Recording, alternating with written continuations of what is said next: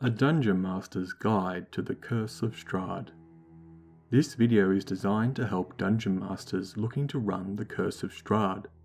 It details the setting as well as the main plot involved in the adventure, along with a few tips and tricks for creating a suitable atmosphere.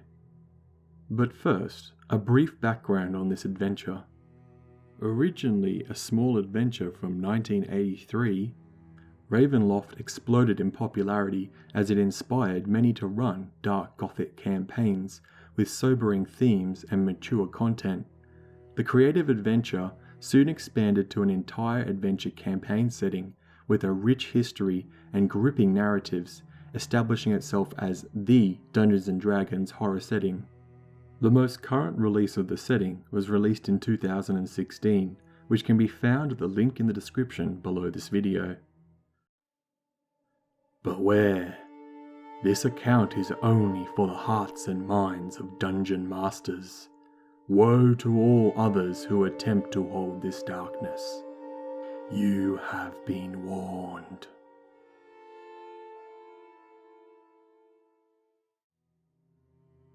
Before we can begin the Curse of Strahd, it is important to understand the setting of Ravenloft and why it came about. Important inspiration for the setting came from many stories, including the Castle of Otranto, Frankenstein, the murders in the Rue Morgue, Dracula, and Van Helsing. One writer put it quite nicely.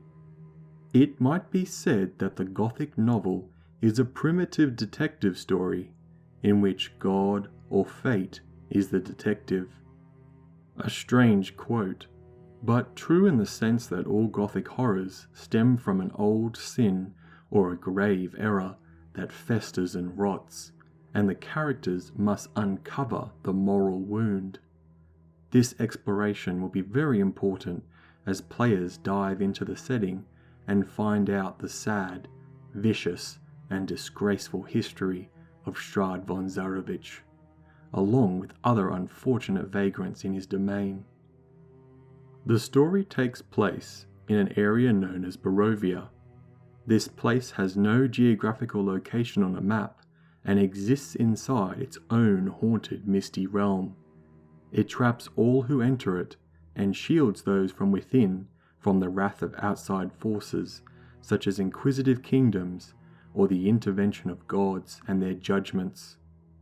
Everything within this realm is old, decayed, and tainted to reflect the corrupt, hollow, and dead king that reigns over it. As characters find themselves stuck inside this realm, they usually succumb to the horrors and decay they see around them through a slow and insidious attrition that eventually causes them to make terrible decisions and betray their own values. Some, however, are able to keep their hope alive, like a single candle on a moonless night. The question is, will they be able to overcome such darkness, or will they become a part of it?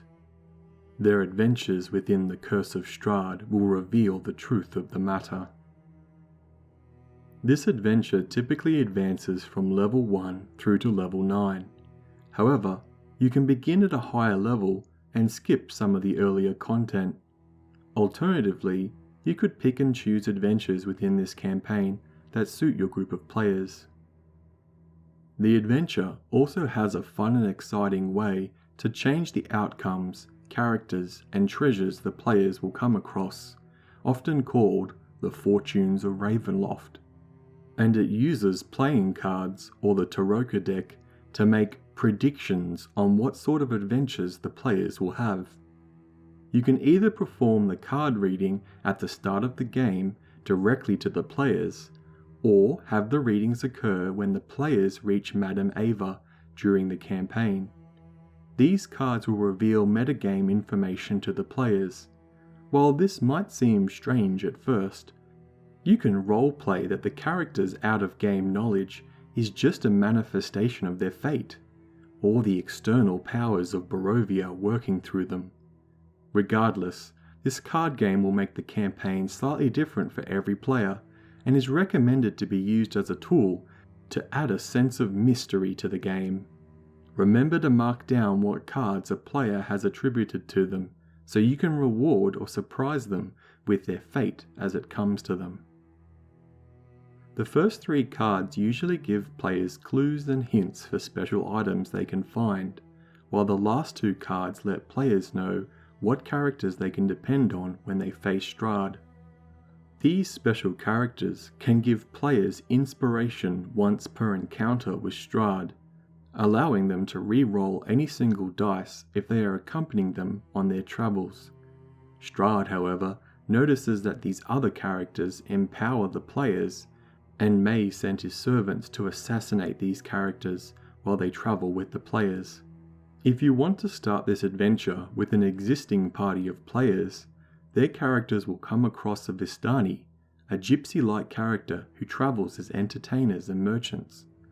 They will receive a letter, usually by hand, and a colourful smile.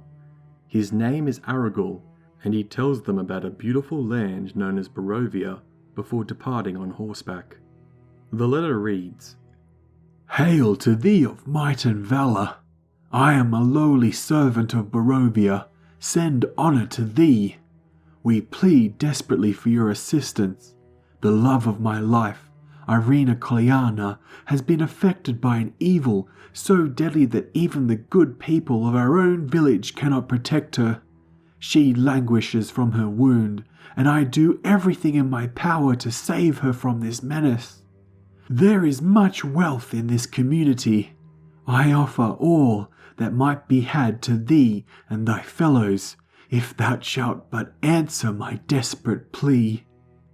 Come quickly, for a time is at hand. All that I have shall be thine." The letter is signed Kolyana Indirovich, Burgomaster. There is a crest on the letter that the players will assume is Kolyan's, but it is in fact Strahd's. Now, if you want to run things within the Faerun campaign setting, the Barovian Valley is east of Daggerford on the Sword Coast. But Barovia is not a place, it is an idea. And once the player characters all agree that they can begin their adventure towards the location of Barovia, the first night they try to rest, a thick fog rolls in. Their sleep is shallow and restless, and before they know it, they're in the clutches of Strahd. The fog is an impossibly high wall that smothers everything. It is dangerous to their health and inflicts a level of exhaustion if they fail a DC 20 Constitution save every minute they remain in the fog. But the moment they try to run away, they will arrive on a well-worn dirt road that leads directly to the village of Barovia. This is where they will end up regardless of which direction they run, as the edges of the realm do not follow the normal laws of direction or space. If they try to look back the way they came, all they see is a thicket of silent trees, swallowed by an ominous wall of fog. The dark and mysterious adventure can begin. Chapter 1. Into the Mists. In life, Strahd von Zarovich was a count, a prince, a soldier, and a conqueror. After the death of his father, King Barov, Strahd waged a long and bloody war against his family's enemies. He and his army cornered the last of these enemies in a remote mountain valley before slaying all of them. Strahd named the valley Barovia after his deceased father, and was so struck by its scenic beauty that he decided to settle there. Queen Ravenloft lamented the death of Barov, and was fearful of Strahd. War had made him cold and arrogant. She kept her younger son, Sergi, away from the battlefield. Strahd envied the love and attention his mother visited upon his brother, so in Barovia he remained. Peace made Strahd restless, and he began to feel like his best years were behind him. Unwilling to go the way of his father, Strahd studied magic and forged a pact with the dark power of the Shadowfell, in return for the promise of immortality. Strahd scoured the conquered land for wizards and artisans and brought them to the valley of Barovia and commanded them to raise a castle to rival the magnificent fortress of his ancestral homeland. Strahd named the castle Ravenloft after his own mother, to demonstrate his love for her. When it was complete, Strahd commanded his mother and brother to come to Barovia and stay with him. Sergi eventually took up residence at Ravenloft, but Ravenovia passed away while travelling to her namesake. In sorrowful disappointment, Strahd sealed his mother's body in a crypt beneath the castle. Strahd's attention soon turned to Tatiana, a young Barovian woman of fine lineage and remarkable beauty. Strahd believed her to be a worthy bride, and he lavished Tatiana with gifts and attention. Despite Strahd's efforts, she instead fell in love with the younger, warmer Sergi. Strahd's pride prevented him from standing in the way of the young couple's love until the day of Sergi and Tatiana's wedding, when Strahd gazed into a mirror and realized he had been a fool. Strahd murdered Sergi and drank his blood, sealing the evil pact between Strahd and the Dark Powers. He then chased Sergi's bride-to-be through the gardens, determined to make her accept and love him. Tatiana hurled herself from the castle balcony to escape Strahd's pursuit, plunging to her death. Treacherous castle guards, seizing the opportunity to rid the world of Strahd forever, shot their master with arrows.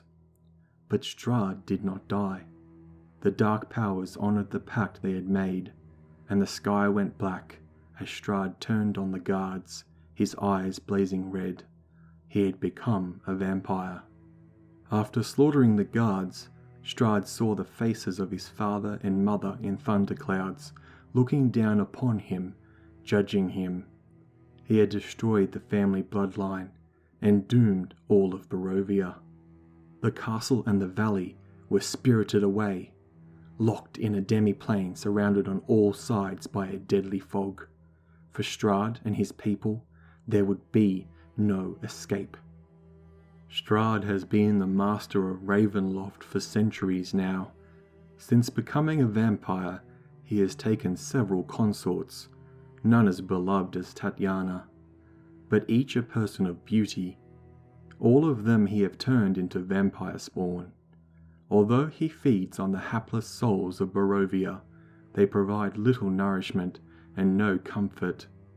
From time to time, strangers from faraway lands are brought to his domain to play the vampire's game of cat and mouse. For though these strangers offer him no lands to conquer, they aren't so easily destroyed and therefore provide a welcome diversion to Strahd's endless torment.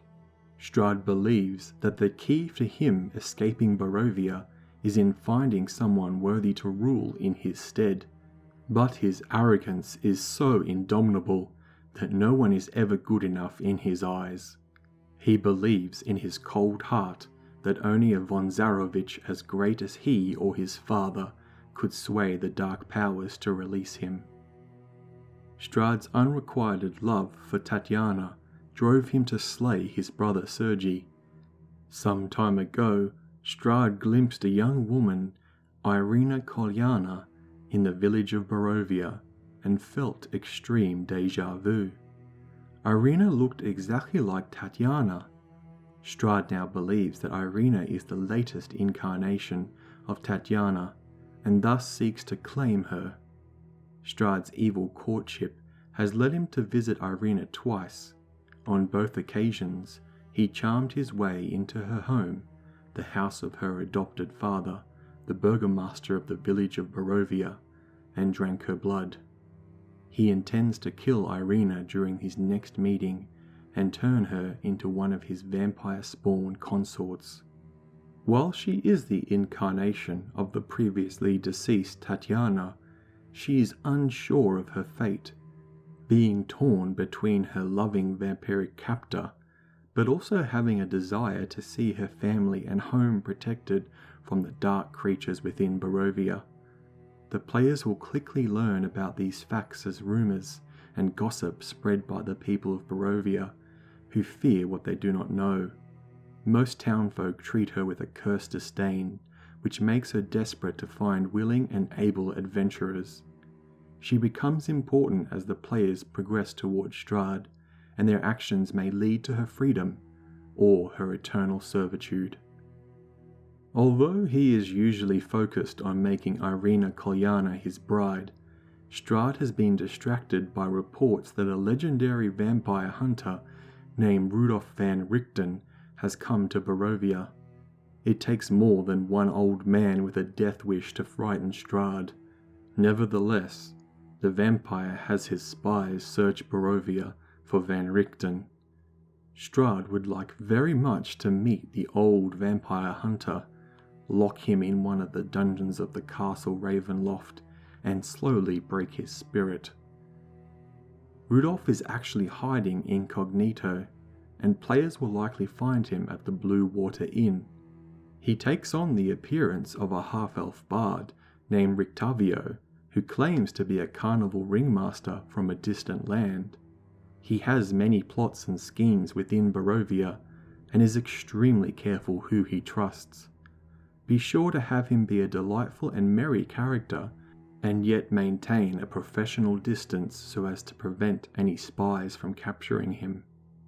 Strahd can sense the arrival of new blood in his domain.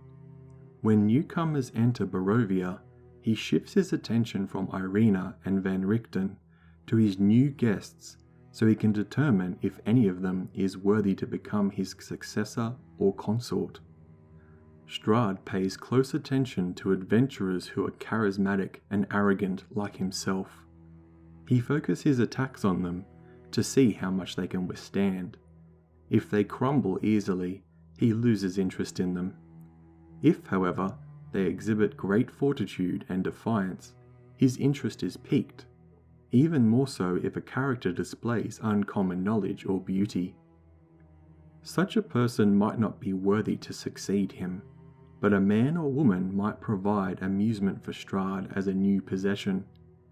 If a player succumbs to the influence of Strahd, consider that character retired and allow the player to create a new character to continue adventuring with the players. Now their previous character can become a villain, standing between the players and Strahd, a delightful twist that toys with the emotions of the players. However, this could also be the start of a story of redemption, or betrayal for Strahd. Strahd believes his soul is lost to evil. He feels neither pity nor remorse, neither love nor hate. He doesn't suffer anguish or wallow in indignation. He believes, and has always believed, that he is the master of his own fate. When he was alive, Strahd could admit to letting his emotions get the better of him from time to time. But now, as a vampire, he is more monster than man, with barely a hint of emotion left in him. He is above the concerns of the living. The only event that haunts him occasionally is the death of Tatiana. But his views of the past are bereft of romance or regret. In his mind, her death couldn't have been prevented, and what is done cannot be undone. In life, Strahd lived to conquer. In undeath, he conquers still, not realms, but people, driving souls to become corrupt and destroying those who won't yield. Characters who try to appeal to Strahd's humanity will be gravely disappointed, because there is little humanity left in him. If they ask Strahd why he's preying on Ireena Kolyana, he tells them that Ireena's body is the host for Tatiana's soul, and Tatiana's soul belongs to him. Strahd can be seductive and subtle when he chooses to be, especially if a person is clever or attractive.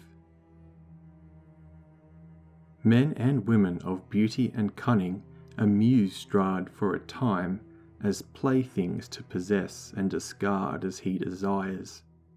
If he senses a lack of cohesion in a party of adventurers, he preys on those weaknesses, and he tries to drive a wedge between the characters by promising to help one at the expense of another.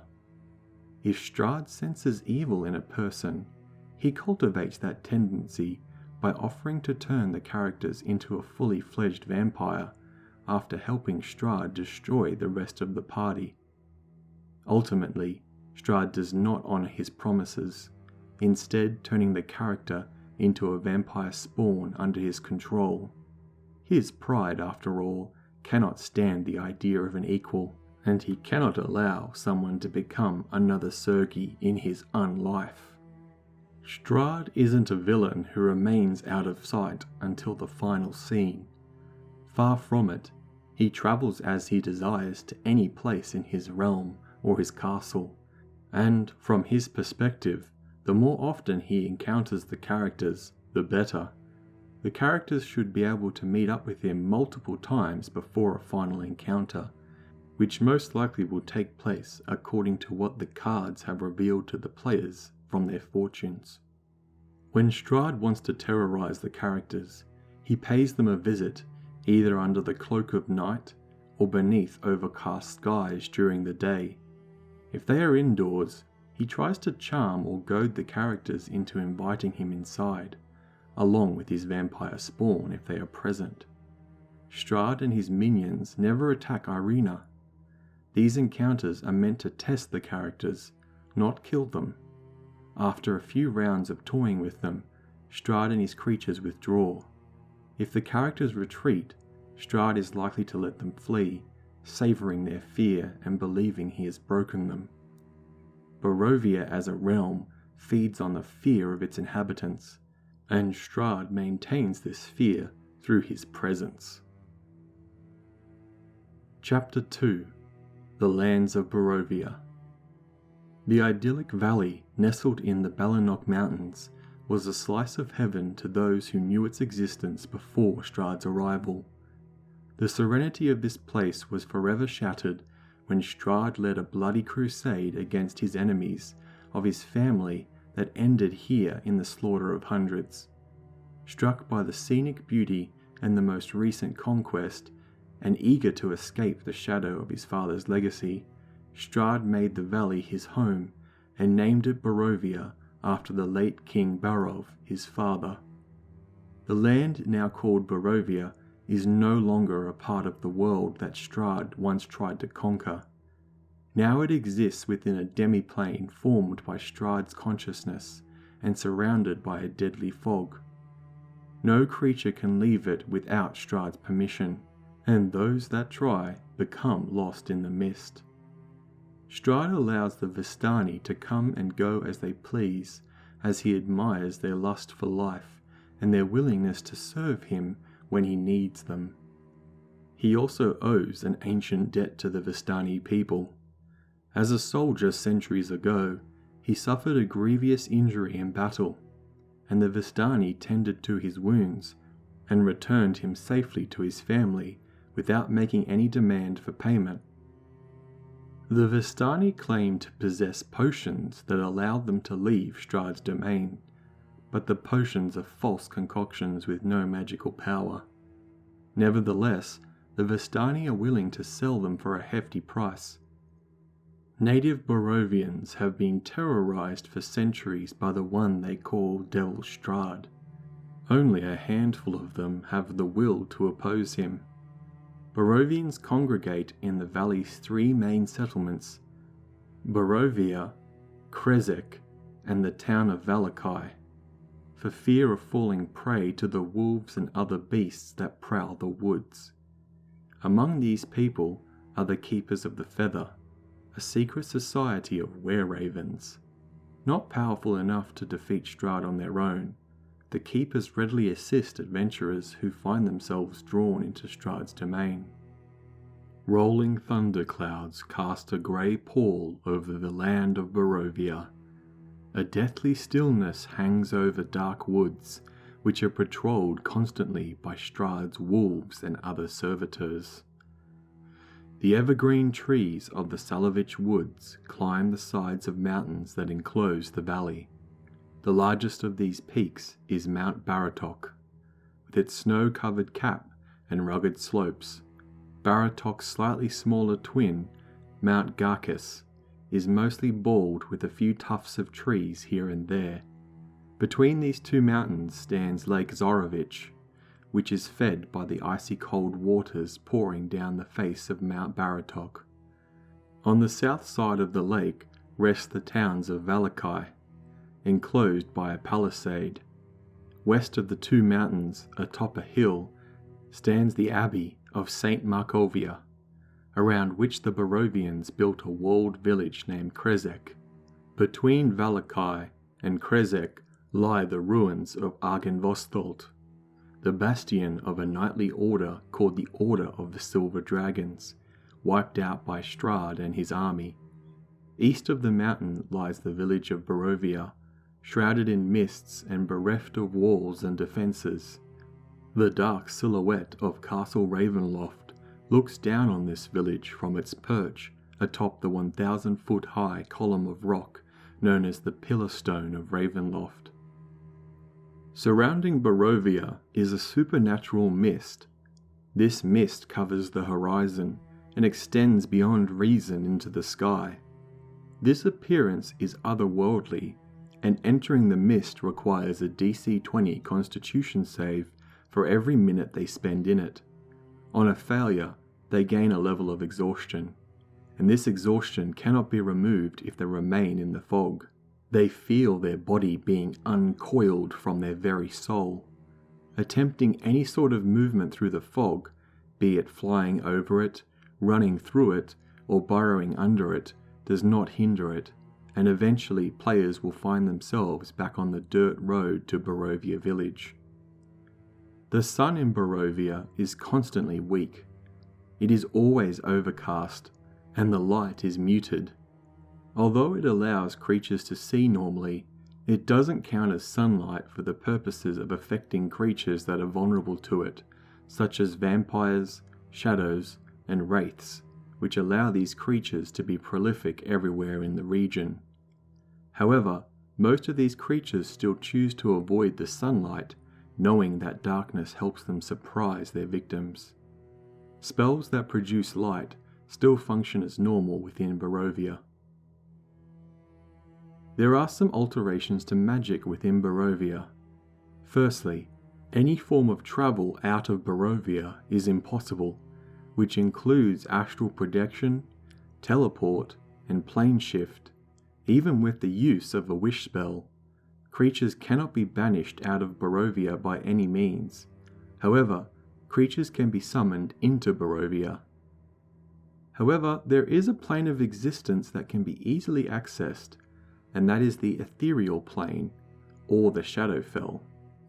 Barovia has a strong tie to negative and dark energy that allows creatures to easily slip between them, which explains why ghosts are so plentiful within Barovia. They can escape the normal channels of death and slide back into the material plane. Spells and items with extra-dimensional spaces are still subject to these effects within Barovia, such as that of a Bag of Holding or the spell Magnificent Mansion. Spells from outside sources, like clerics and warlocks, still function as normal. However, if the caster attempts to use a spell to contact anything outside of Barovia, such as with commune or divination, it can be tapped into by Strahd, and Strahd himself can interfere and cause the caster to contact him instead of the intended target if the caster fails a DC 20 Wisdom save. Various other cosmetic changes occur in Barovia. As a dungeon master, feel free to describe their appearance or effects to spook or surprise the players. Perhaps the alarm spell causes the caster to hear a scream if triggered. A mage hand may appear as decayed or skeletal. Revivify causes the target to jolt awake as if being awoken from a nightmare. Find the Path causes a ghostly mute child to lead the way, and Gust of Wind causes a low moan to be heard. Resurrection in Barovia is possible, but death has an unusually draining effect on the spirit of the victim, and when they return to life, they are brought to the realization that, even in death, they could not escape. They lingered on the edge of the ethereal plane, alone and helpless. You may want to apply ability score damage to the creature, such as lowering their wisdom or charisma by 1d4. Alternatively, you may want to apply a bout of madness as described in the standard reference document. Check the link in this video description for more details. This madness may require a few weeks of downtime to cure, or perhaps the casting of a spell such as Greater Restoration. There are two types of people that you'll easily be able to find in Barovia: the Barovians and the Vistani. After his armies occupied the valley and slew its inhabitants, Strahd repopulated the area with human subjects drawn from all other conquered lands. As a result, Barovians have a wide variety of ethnic backgrounds. Barovians are deeply invested in their homes and their traditions. They are wary of strange people and customs. The way Barovians deal with strangers can be unsettling to these newcomers. Barovians have a tendency to stare openly in silence, thereby expressing their disapproval of anything that isn't familiar to them. Barovians aren't talkative with strangers, to the extent of being pointedly rude. Most Barovians have violent tempers that boil up from their customary silences if they are provoked. They also have a social cohesiveness, which is thrust upon them by their weird circumstances, that can make them act together against outsiders if a Barovian is mistreated. Barovians were once a happy people, but their history and current conditions aren't pleasant. If one manages to win the trust of a Barovian, one has a friend for life and a stalwart ally. Barovian children aren't happy children. They are raised in a culture of fear and told time and time again not to wander far from their homes or enter any of the woods. They experience little hope or joy and are taught to fear the devil Strahd above all. Barovian adults eke out a modest living.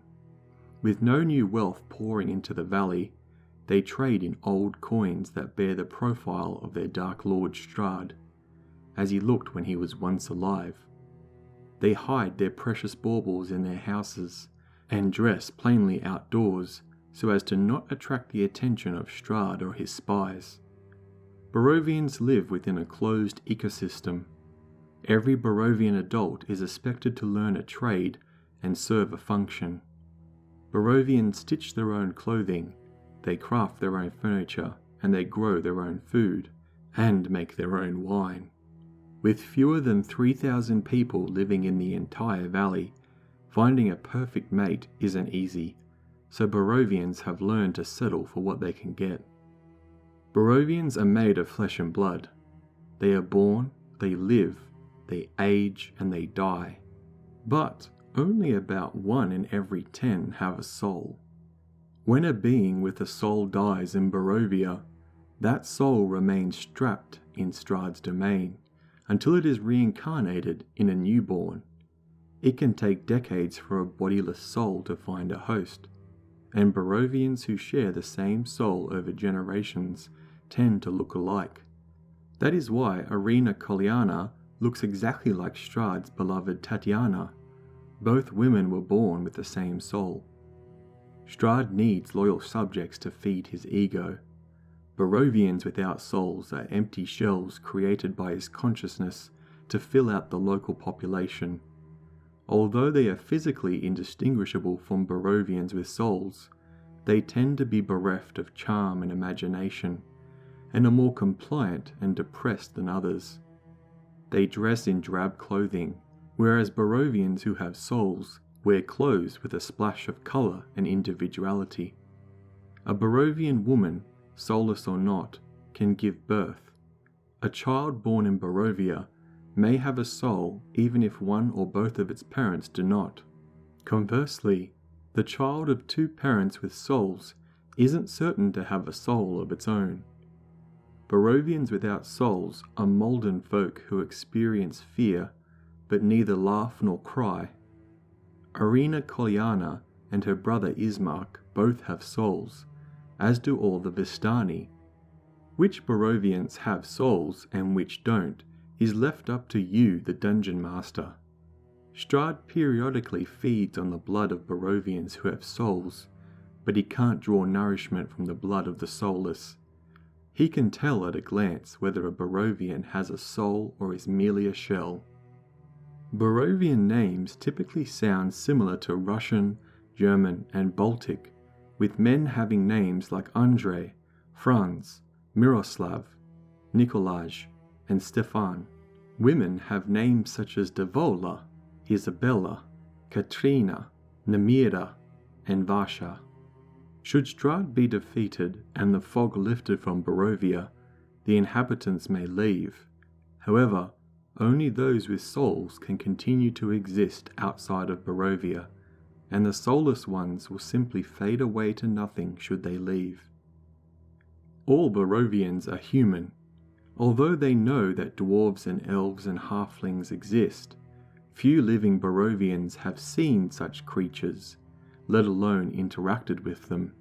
Aside from the secretive elves of Valakai, the only non-humans most Barovians are familiar with are the adventurers that Strahd has lured to his dark realm.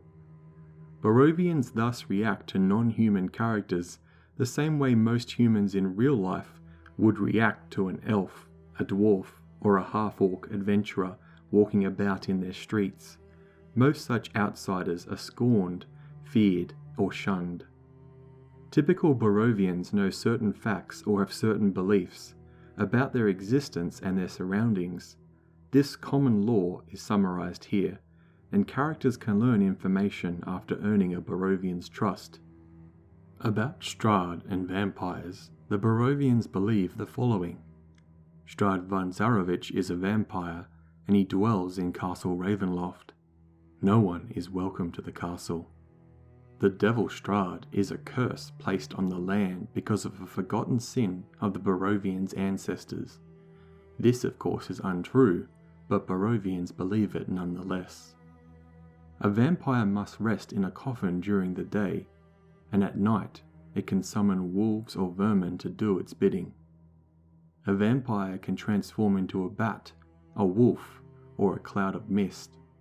In its humanoid form, it can dominate you with its powerful gaze. A vampire cannot enter a residence without invitation from one of its occupants. Running water burns a vampire like acid, and sunlight causes a vampire to burst into flames. Barovians know these facts about their homeland. Anyone who attempts to leave the land of Barovia begins to choke on fog, and those who don't turn back perish. Many strangers have been drawn to Barovia over the years, but they all die or disappear before long. Wolves, direwolves, and werewolves prowl the Salovich woods, and hungry bats fly at night. The village of Barovia sits at the east end of the valley. Its burgomaster is named Kolyan Indrovich. The town Valakai lies in the heart of the valley. Its burgomaster is named Baron Vargas Vakolovich. The fortified village of Krezek lies in the west end of the valley, but it is built around an old abbey. The village burgomaster is named Dmitry Kreskov. Wine is the lifeblood of Barovia. For some, it is the only reason to keep living. Barovian taverns get their wine from the Wizard of Wines near Krezek. A mad wizard of great power haunts the foothills around Mount Baratok. He is an outsider and no friend of the vampires. Barovia has its own calendar, and Barovians are accustomed to measuring the passage of time in moons instead of months. As a measurement of time, each moon begins at the first night of the full moon and lasts a full lunar cycle. A year consists of 12 moons, or 12 lunar cycles. Strahd was born in 306. In 346, he inherited his father's crown, lance and army. Strahd conquered the valley in 347 and finished construction of Castle Ravenloft in 350 and died and became a vampire in 351. The current year is 735. Barovians have a deep-rooted religious belief and superstition that they pass on from one generation to the next. Two divine forces watch over the Barovian people, the Morning Lord and Mother Night. Before the Curse of Strahd befell the land, the Morning Lord watched over the Barovian people from sunrise till sundown. Now the sun has not shone unobscured for centuries, and the Morning Lord no longer answers their prayers. The presence of the Mother Night is felt most strongly between dusk and dawn. Although nighttime prayers to her go unanswered, it is widely believed that she has forsaken the Barovian people and sent the devil Strahd to punish them for their ancestors' offences. Spirits drift along the old Salovich road running towards Castle Ravenloft and the dead of night. These phantoms are all that remain of Strahd's enemies, and this damnable fate awaits anyone who opposes him. The Vistani serve the devil Strahd. They will not allow you to leave Barovia. And never, ever harm a raven, lest ill fortune befall you. The Vistani, or the singular Vistana, are the wanderers who live outside of civilization, travelling about in horse-drawn barrel-topped wagons called Vardos, which they build themselves. Compared to the Barovians, they are flamboyant. The Vistani dress in bright clothes, laugh often, and drink heartily. As much as they feel at home in Strahd's dreary land, they know that they can leave it whenever they please, and aren't damned to spend all eternity there.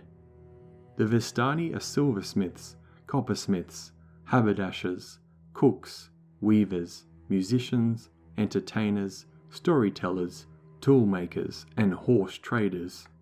They earn money by telling fortunes and selling information. They spend whatever they can earn to support their lavish lifestyle, display their wealth openly as a sign of prosperity, and share their good fortune with family and friends. Each family or clan of Vistani is its own little gerontocracy, with the oldest member ruling the roost. This elder carries the bulk of the responsibility for enforcing traditions, settling disputes, and setting the course for the group's travels, and presenting the Vistani way of life. Vistani elders make all important decisions, but whether by choice or because of their age, tend to speak in cryptic flowing riddles. Vistani families and clans are close-knit. They resolve disagreements through contests that end in reconciliatory singing, dancing, and storytelling. Although they can seem lazy and irresponsible to outsiders, the Vistani are a serious people, quick to act when their lives or traditions are threatened. They are merciless when they believe they must be, and the Vistani who knowingly bring harm or misfortune to others of their kind are banished, a punishment worse than death for a Vistani. During one of Strahd's military campaigns, years before he became a vampire, a group of Vistani rescued him after he was wounded in battle. These Vistani not only nursed Strahd back to health, but also delivered him safely home. As a reward for their generosity, Strahd declared that all Vistani had the right to come and go from his land as they pleased, and this privilege extends to the present day. Thus, Vistani can travel freely throughout the fog that surrounds Barovia, without fear of harm or entrapment. Strahd honours his debt to the Vistani, in part because he envies the Vistani way of life, the freedom that they have to go about where they please, their devotion to their family, and their festive spirit. The courtesy he shows them is not simply a matter of honour, but also born of his admiration of them. In the centuries since Strahd became a vampire, many Vistani have allowed themselves to become corrupted by Strahd, to the extent that they consider him their king. Vistani who serve Strahd are less lively and friendly than normal Vistani, and their hearts are poisoned with dark intentions. Strahd uses them to lure adventurers into his domain and keep him informed of the events going on the lands beyond his reach. These Vistani will lie to protect the vampire, and they fear the consequences of disobeying him. When it comes to sharing information about their Dark Master, Strahd's Vistani pretend to be helpful, but the information they impart is misleading at best and often deceptive. They readily tell adventurers that they have potions that can protect them from the deadly fog that surrounds Barovia. Although this is a lie, they attempt to sell their fake potion for as much money as they can get. The Vistani know or believe certain facts about their people and their surroundings. This common lore is summarized here. Characters can learn this information after earning a Vistana's trust. About Strahd, the Vistani believe the following. Strahd comes from a royal bloodline. He died centuries ago, yet he endures as one of the undead, feasting on the blood of the living. Barovians refer to him as the Devil Strahd. Strahd has taken many consorts, but he knows that there is only one true love, a Barovian peasant girl named Tatiana. The Vistani do not know what happened to her. Strahd named his castle Ravenloft after his beloved mother, Queen Ravenovia. Strangers aren't welcome to the castle without invitation. The Vistani know the following facts about Barovia and Barovians. Strahd conquered this land centuries ago and named it after his father, King Barov. Strahd uses wolves, bats, and other creatures to spy on all in his realm. Barovians are simple, frightened people. Some have old souls, but many do not. The soulless ones are easy to spot, for they know nothing but fear. They have no charm, no hope, no spark, and they don't cry. The Old Salovich Road passes through Strahd's domain. 3 settlements lie on the road like beads on a string. Krezek to the west, Valakai in the heart of the valley, and Barovia to the east. Strahd has spies in each settlement. There is an old windmill on the road between the village of Barovia and the town of Valakai. It should be avoided at all costs. The Vistani refuse to say any more. It is wise to stick to the roads. Wild druids, wayward ghosts, and packs of wolves and werewolves hunt the Salovich woods. The Vistani have deep-rooted beliefs and superstitions that they pass down from one generation to the next. The souls of those who die in Barovia can't escape into the afterlife. They are prisoners in Strahd's domain. Some Vistani women are blessed with prescience. Of all the great Vistani fortune-tellers, none compares to Madame Ava. If knowledge of the future is what you seek, Madame Ava will tell you your fate. A prescient Vistana can't see her own future or the futures of other Vistana. It is the burden of the Vistani's great gift that their own fates can't be divined. The Vistani have potent curses, but they are invoked with great caution. The Vistani know that the curse of one who is undeserving of such punishment can have grave consequences for the ones who utter such a curse. Ravens carry lost souls within them, so killing them is bad luck. However, ravens do not actually carry souls within them. A Vistana, regardless of age, can use an action to utter a curse. The curse targets another creature within 30 feet that the Vistana can see. The Vistana can't utter another curse before finishing a long rest. The curse is a repayment for an injustice or a slight. The target must succeed on a wisdom saving throw to avoid the curse. The saving throw DC is 8, plus the Vistana's proficiency bonus, plus the Vistana's charisma modifier. The curse then lasts until ended with a remove curse spell, greater restoration spell, or other similar magic. It doesn't end when a target dies. If a cursed target is returned to life, the curse remains in effect. When the curse ends, the Vistani suffers a harmful psychic backlash. The amount of psychic damage depends on the severity of the curse that was invoked. A Vistani chooses the curse's effect from the options below, and other Vistani curses are possible. All such effects deal psychic damage to the Vistani who uttered them when they come to an end. The target is unable to perform certain kinds of acts involving fine motor control, such as tying knots, writing or playing an instrument, sewing or casting spells that have somatic components. When this curse ends, the Vistani takes 1d6 psychic damage. The target's appearance changes in a sinister yet purely cosmetic way. For example, the curse may place a scar on the target's face, turn the target's teeth into yellow fangs, or give the target bad breath. When this curse ends, the Vistani takes 1d6 psychic damage. A non-magical item on the target's possession disappears and can't be found until the curse ends. The lost item can weigh no more than 1 pound, and when the curse ends, the Vistani takes 1d6 psychic damage.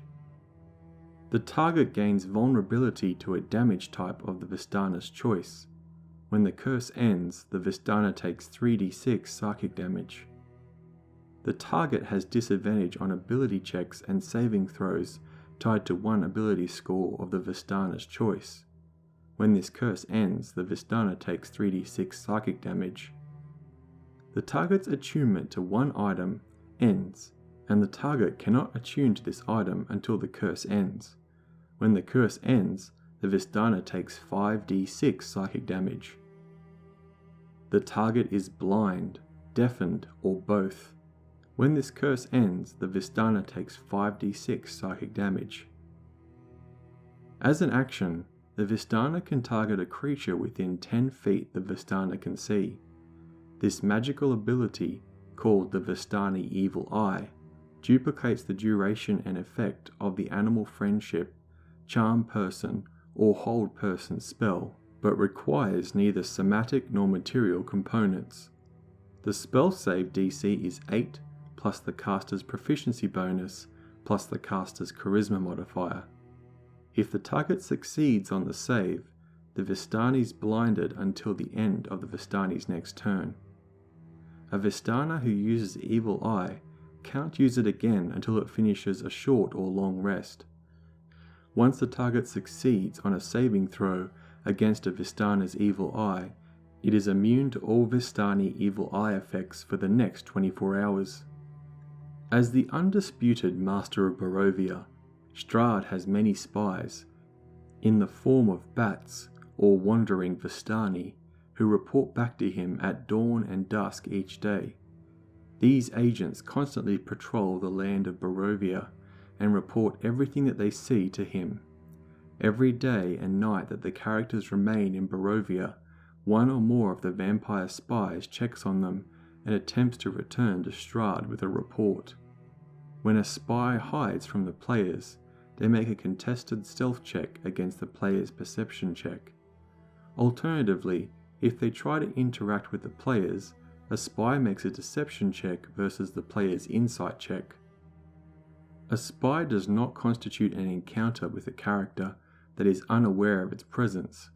If they do notice it, the spy's goal is usually escape, not combat.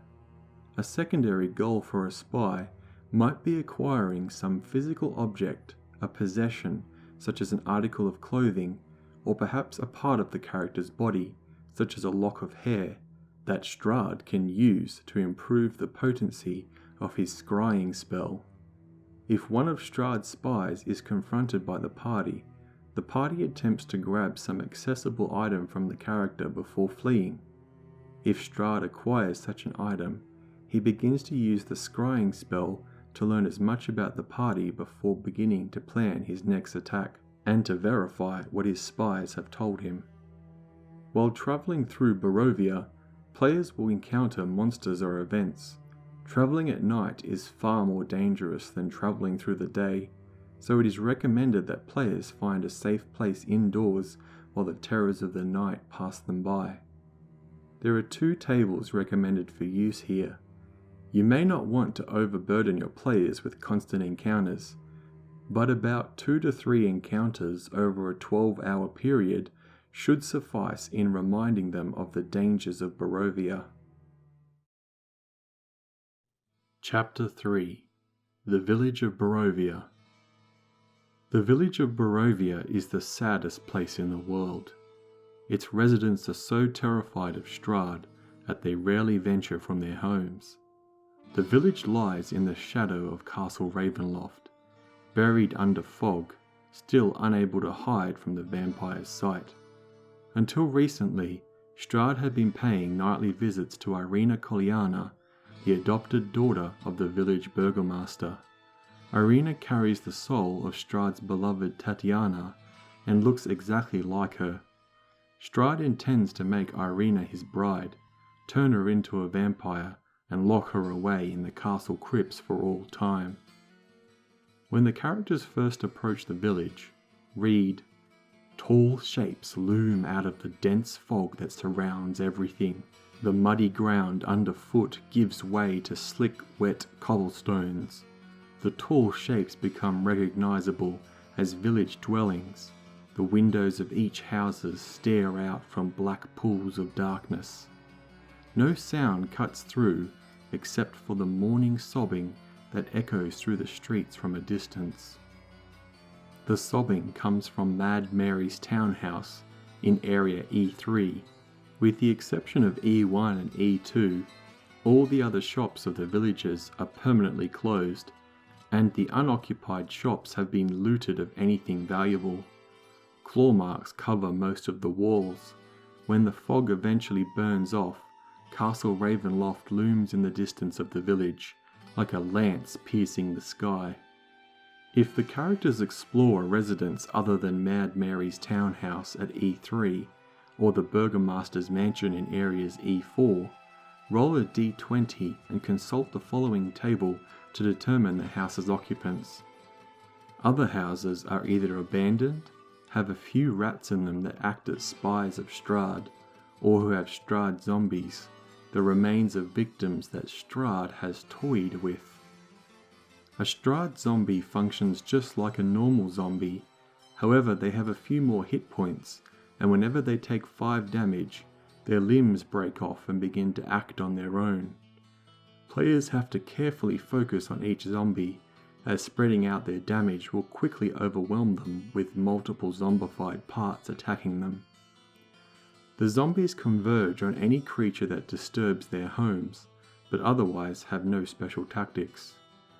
Rats are spies of Strahd and attack players before fleeing to wait for Strahd's return. The rats will relay any information to Strahd they find interesting, such as pointing out spellcasters or if other non-player characters are travelling with the players. Generally speaking, about half the houses have normal Barovian occupants, usually families with 3 to 4 children. Barovian families also have their extended family at home with them, so you may find much older Barovians if they are fortunate enough to live such a long time. While most Barovians are lawful good, they are highly cautious of inviting strangers into their home, but will tell travellers to get food and shelter from the local tavern. At night, Barovians huddle indoors with candles and makeshift holy symbols, fearing what lurks outside in the streets at night. In Area E1, players will find Bildrath's Mercantile. The sparse light from this building spills out from behind heavily drawn curtains. A sign over the door creaks on its hinges, Bildrath's Mercantile. The establishment is 70 feet long by 40 feet wide.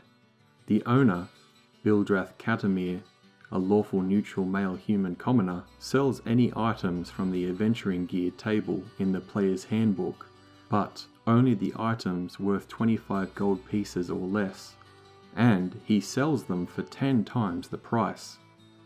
Bildrath trades with the Vistani when they pass through, and he is happy to make profit from any strangers unlucky enough to find themselves here.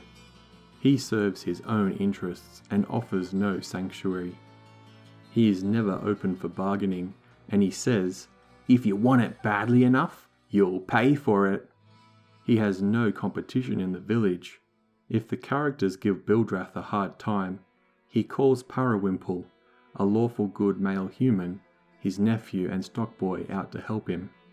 Parawimple has the statistics of a gladiator, except that he has an intelligence of 6 and doesn't carry a shield, bringing his AC to 14.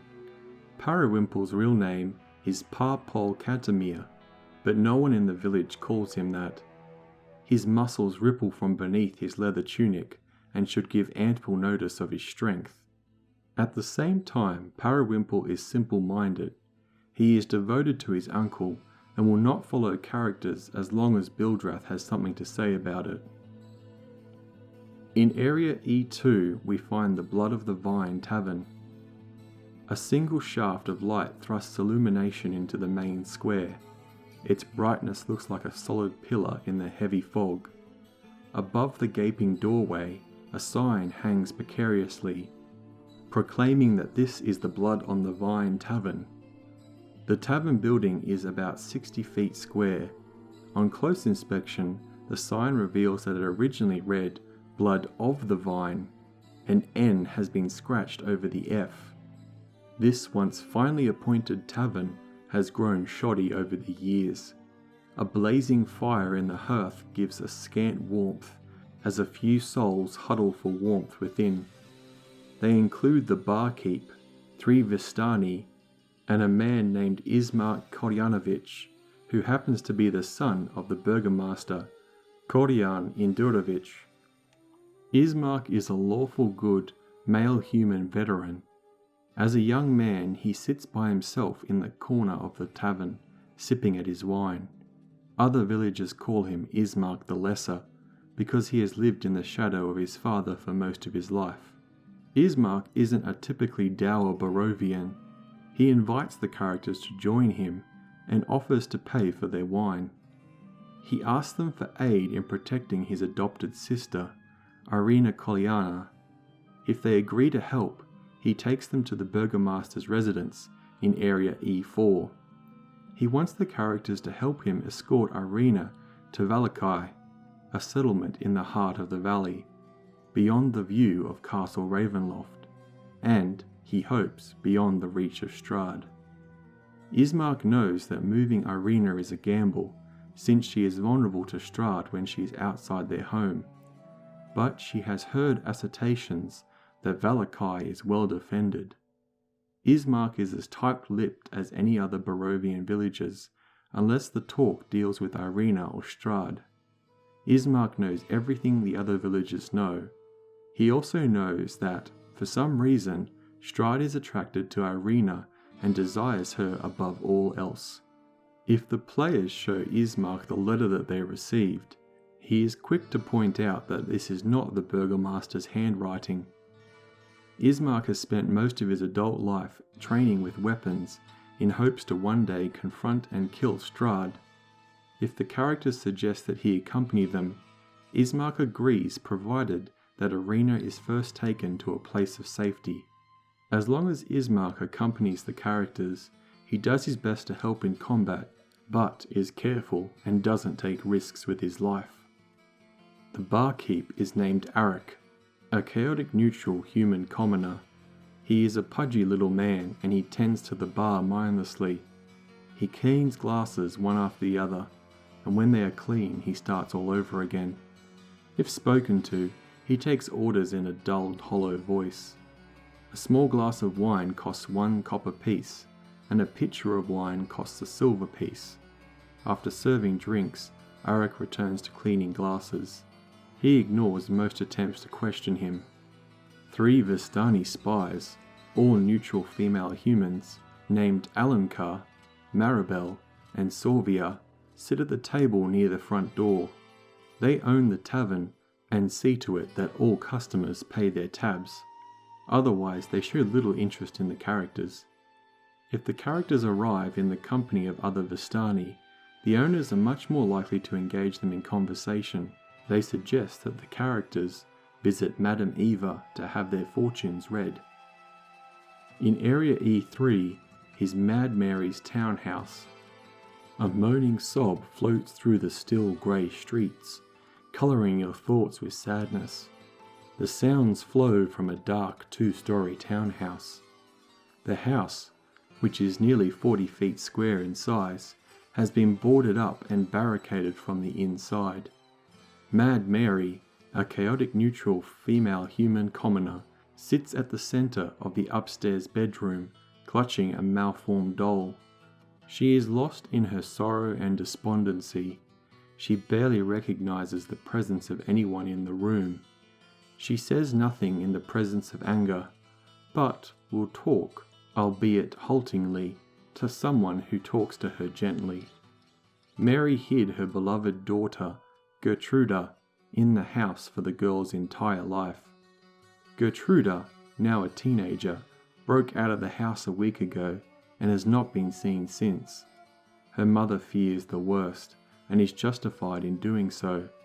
Gertruda's fate can be discovered later when the players visit Strahd's castle. The malformed doll has a strange leer and wears a sackcloth dress. It belonged to Mary in her youth and was passed down to Gertruda. Gadolf Binsky, the toy maker in Valakai, made the doll. Stitched into the hem of the dress is a frayed tag bearing the words, "Is no fun, is no Binsky."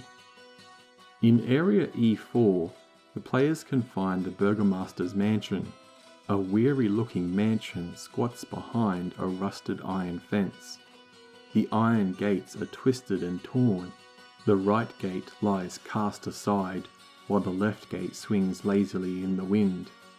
The stuttering squeal and clang of the gate repeats with mindless precision. Weeds choke the ground and press with menace up against the house. Yet against the walls the growth has been trampled down to create a path all about the domain. Heavy claw markings have stripped the once beautiful finished walls.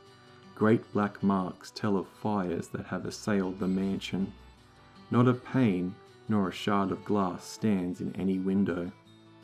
All the windows are barred with planks, each one marked with the stains of evil omen.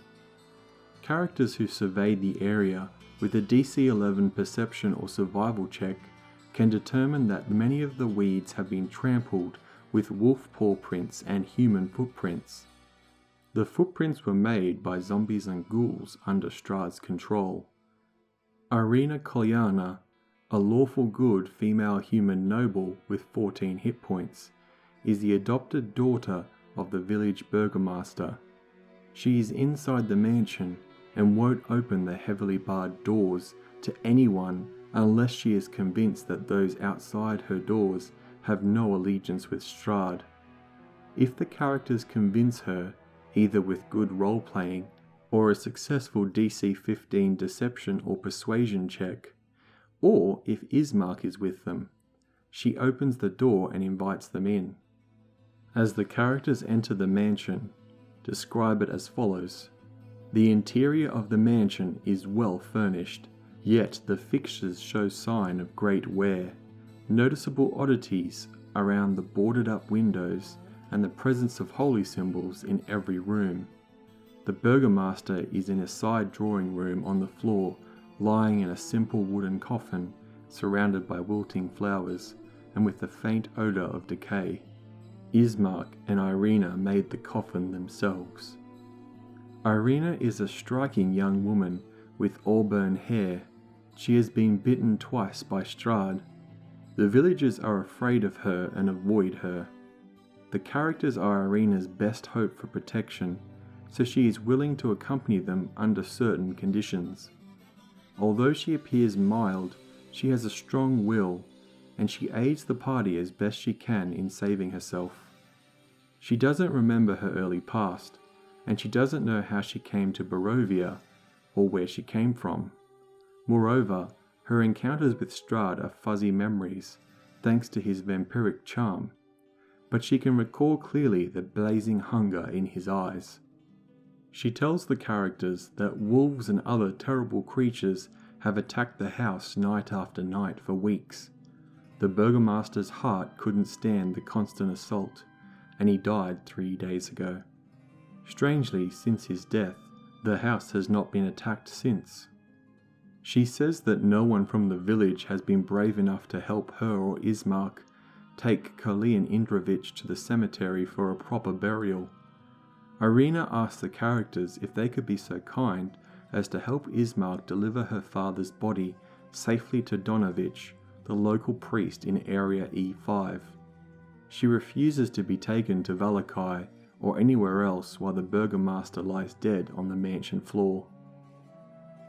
In Area E5, the players can find the church.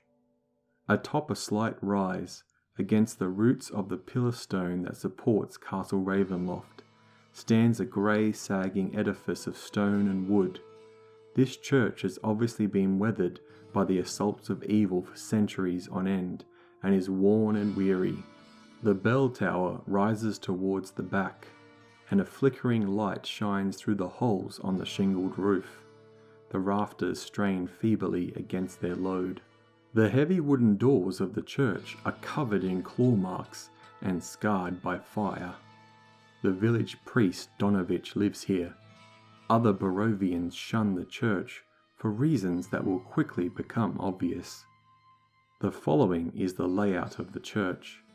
In Area 5A, the doors open to reveal a 10-foot wide, 20-foot long hall leading to a brightly lit chapel. The hall is unlit and reeks of mildew. 4 doors, 2 on each side of the hall, lead to the adjacent chambers. You can see that the chapel is strewn with debris, and you can hear the soft voice from within reciting a prayer. Suddenly, the prayer is blotted out by an inhuman scream that rises up from beneath the wooden floors. The scream comes from the church's undercroft in Area 5G. The soft voice uttering the prayer belongs to Donovich, the priest. In Area 5B, players can find Doru's bedroom. This dirty, lightless room contains a wooden bed with a straw-filled mattress. Mounted above the bed's headboard is a wooden holy symbol. This room belonged to Doru, Donovich's son, who is now trapped under the undercroft in Area 5G. It hasn't been used in more than a year and contains nothing of value. In Area 5C, players find Donovich's bedroom. This dirty room contains a wooden bed with a straw-filled mattress, next to which rests a small table with an oil lamp burning brightly on it. Mounted above the bed's headboard is a wooden-shaped sun holy symbol. This is Donovich's room and contains nothing of value. In Area 5D, the players can find the trapdoor. Time and neglect have punched holes into the ceiling of this mouldy room, which contains a few broken roof shingles amid puddles of water. In one corner, set into the floor, is a heavy wooden trapdoor, held shut with a chain and padlock. A young man's screams of anguish can be heard through the door. Donovich lost the key to the iron padlock. If the chain is removed and the trapdoor is open, the screaming in the undercroft stops.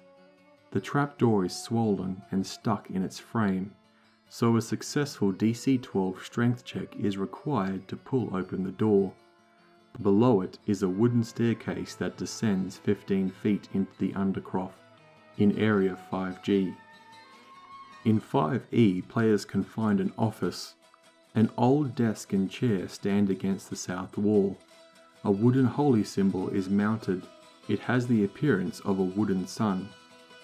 A 10-foot long iron rod is attached to the north wall and stands bare, suggesting a tapestry once hung there. Against the far wall stands a wooden cabinet with 4 tall doors. An empty wooden pour box rests on the seat next to the chair. The desk drawers contain a few sheets of blank parchment, along with a couple of quill pens and dried up jars of ink. For its size, the wooden cabinet contains very little. Inside are a tinder box, a few wooden boxes of candles, and 2 well-used books, Hymns to the Dawn, a volume of chants for the Morning Lord, and The Blade of Truth, the uses of logic in the war against Diabolitus heresies. as fought by the Ulmus Inquisition, a strange book that mixes logic exercises with lurid description of fiendish worshipping cults. In Area 5F, the players can find the chapel. The chapel is in shambles, with overturned and broken pews littering the dusty floor. Dozens of candles are mounted on candlesticks and candelabras that light every dusty corner in a fervent attempt to rid the chapel of shadows. At the end of the church sits a claw-scarred altar, behind which kneels a priest in soiled vestments. Next to him hangs a long thick rope that stretches up into the bell tower.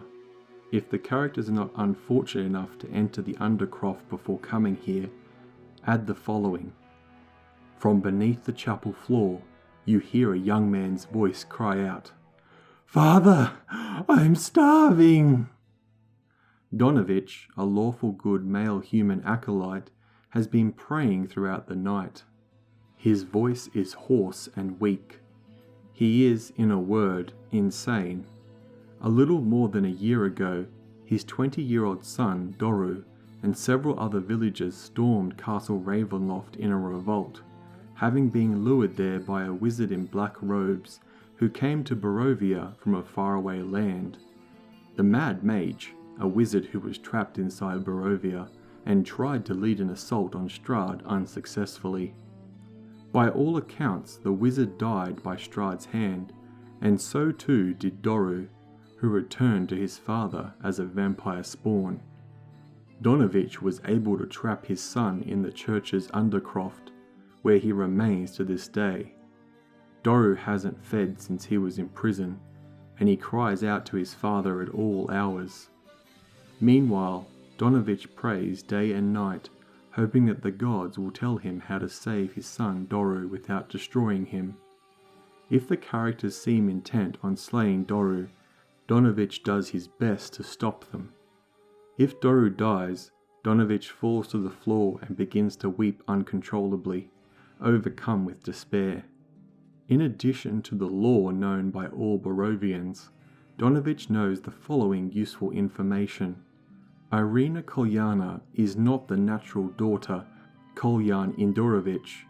Although Ireena never knew, Kolyan found her at the edge of the Salovich woods near the Pillarstone of Ravenloft. She was but a girl then, and seems to have no memory of her past. Kolyan adopted her and loved her dearly. Every night at midnight, the spirits of the dead adventurers rise up out of the church graveyard, forming a silent procession as they walk the roads towards Castle Ravenloft. This is a special event that occurs every night, when the ghosts of those killed by Strahd fill the street and march to the castle. If the characters bring Kolyan Indorovich's body to the church, Donovich presses the characters into helping him bury the Burgomaster in the cemetery at dawn. During the burial, Donovich offers prayers to the Morning Lord in exchange for Kolyan Indorovich's deliverance from Barovia. Once Kolyan is put into the ground, Donovich suggests that Ireena be taken as far away from Castle Ravenloft as possible. He proposes that they take her to the Abbey of St. Markovia in Krezek, failing that, the fortified town of Valakai. Donovich, however, is unaware that the Abbey, once a bastion of good, has become a den of evil. In Area 5G is the Undercroft. The church's Undercroft is a rough-hewn wall with floors made of damp clay and earth, while rotting wooden pillars strain against the weight of the wooden ceiling. Candlelight from the chapel above slips through the cracks, allowing you to catch a glimpse as a gaunt shape shambles around in a far corner. The shape is Doru, a vampire spawn sent by Strahd to torment Donovich and cast down the church. Doru is starved for blood and is brave enough to attack a lone character. If the characters approach as a group, he does his best to avoid them while hissing, "I can smell your blood!" If they cut off his escape, he lunges forth and attacks. If the characters restrain Doru and either promise him blood or threaten to destroy him, or if they kill him and raise him from the dead, he recounts the events that led to his downfall, about how the Mad Mage failed to stop Strahd, and how he became a vampire spawn sent here to torment the church. Players who have a Fortune of Ravenloft may know that there is a treasure in the Undercroft. It is contained within a mouldy old chest in the southwest corner of the room. If the player had drawn this card, the chest is unlocked and not trapped. In Area E6, players can find the cemetery. A fence of wrought iron and a rusty gate encloses a rectangular plot of land behind the dilapidated church. Tightly packed gravestones shrouded by fog bear the names of souls long past. All seems quiet. During the daytime, the cemetery is still and peaceful, but at night it is filled with the procession that takes place known as the March of the Dead. Every night at midnight, 100 spirits rise from the cemetery in Area E6 and march up Old Salovich Road towards Castle Ravenloft. An eerie green light suffuses the graveyard. From the light emerges a ghostly procession, wavering images of dour-looking women toting greatswords, woodwisemen with slender bows, and dwarves with glittering axes, and archaically dressed mages with beards and strangely pointed hats. All these and more march forth from the graveyard, their numbers growing by the second. These aren't necessarily the spirits of those buried here, but of the previous adventurers who died trying to destroy Strahd. Every night these ghostly adventurers attempt to complete their quest, and every night they fail. They have no interest in the living, and they simply float through whatever obstruction stands in their way. They don't communicate with anyone trying to speak with them, and once they reach the castle, the spirits march straight to the chapel and up the high tower stair to the top of the tower. There they throw themselves off towards the shaft that leads them to the crypts, where they disappear until the next march. If the players spend some time wandering around town, they'll come across a small wooden-wheeled wagon that's rolling across the damp cobblestone, accompanied by an old hunched figure bundled in rags, pushing the old rickety wooden cart through the fog. Morgantha is a night hag in the guise of an old woman. She comes to the town from Old Bone Grinder to sell her dream pastries for 1 gold piece each. These pastries look and taste like mincemeat pies. A creature that eats one in its entirety must succeed on a DC 16 Constitution saving throw or fall into a trance that lasts for 8 hours, during which time the creature is incapacitated and has a speed of 0 feet. The trance ends if the affected creature takes any damage. While in the trance, the creature dreams of being in some joyous place, far removed from the evils of the world. The place and the characters in the dream are vivid and believable, and when the dream ends, the affected creature experiences a longing to return to such a place. She goes from house to house knocking on doors. Most of the time no one answers. When someone does, Morgantha tries to peddle her wares, offering customers an escape from the misery and despair of their everyday Barovian life. If the characters shadow her for a while, she will collect payments from one household in the form of a 7-year-old boy named Lucien Jarov, a lawful good male human child. Lucien's parents plead with Morgantha to not take their boy, but she snatches up the crying child from their grasp and stuffs him in a sack, and straps the sack down to her peddler's cart. She will then casually make her way back to the Old Bone Grinder. Morgantha recognizes that the characters are strangers and does her best to avoid them. If the characters demand the release of the child, she begrudgingly complies, knowing that she can always come back for the boy later. She fights only in self-defense, and offers the following information in exchange for the characters to leave her alone. Strahd has a supernatural mastery over the land and the weather, and he has spies that include the Vistani. There's a Vistani camp to the west on the shores of the Seer Pool in Area G, and another on the skirts of the Valakai. Strahd has undead enemies in Barovia, namely the fallen knights of the Order of the Silver Dragon. These revenants can be found in the ruined mansion west of Valakai, in a mansion known as Argynvostholt. Strahd's most carefully guarded secret is a temple of forbidden lore hidden in the mountains, known to some as the Amber Temple. The temple can be reached by following a long and winding path along the Toslenka Pass. Players may run into Morgantha again and learn of her dark secrets in collecting children, if they travel to Valakai where the windmill is.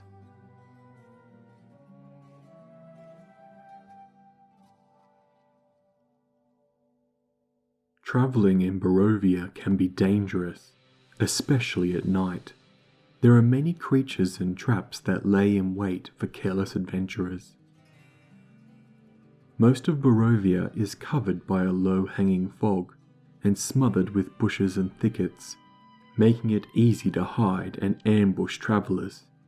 Staying on the roads and only travelling during the day is the safest route, but you cannot depend on the daylight to protect you all the time. Here are some encounter tables, and, in addition to these, feel free to create your own encounters that suit your party and their backstories. Remember that not all things are immediately violent. Perhaps there may be some tricky fey creature that wants a trinket from one of the party members, or perhaps players run into some other adventurers who have their own goals within Barovia. Barovian commoners. The sound of snapping twigs draws your attention to several dark shapes in the fog. They carry torches and pitchforks. If the characters are moving quietly and not carrying any light sources, they can try to hide from these Barovians. Use the commoner stat block and replace the clubs with pitchforks, which act just like spears.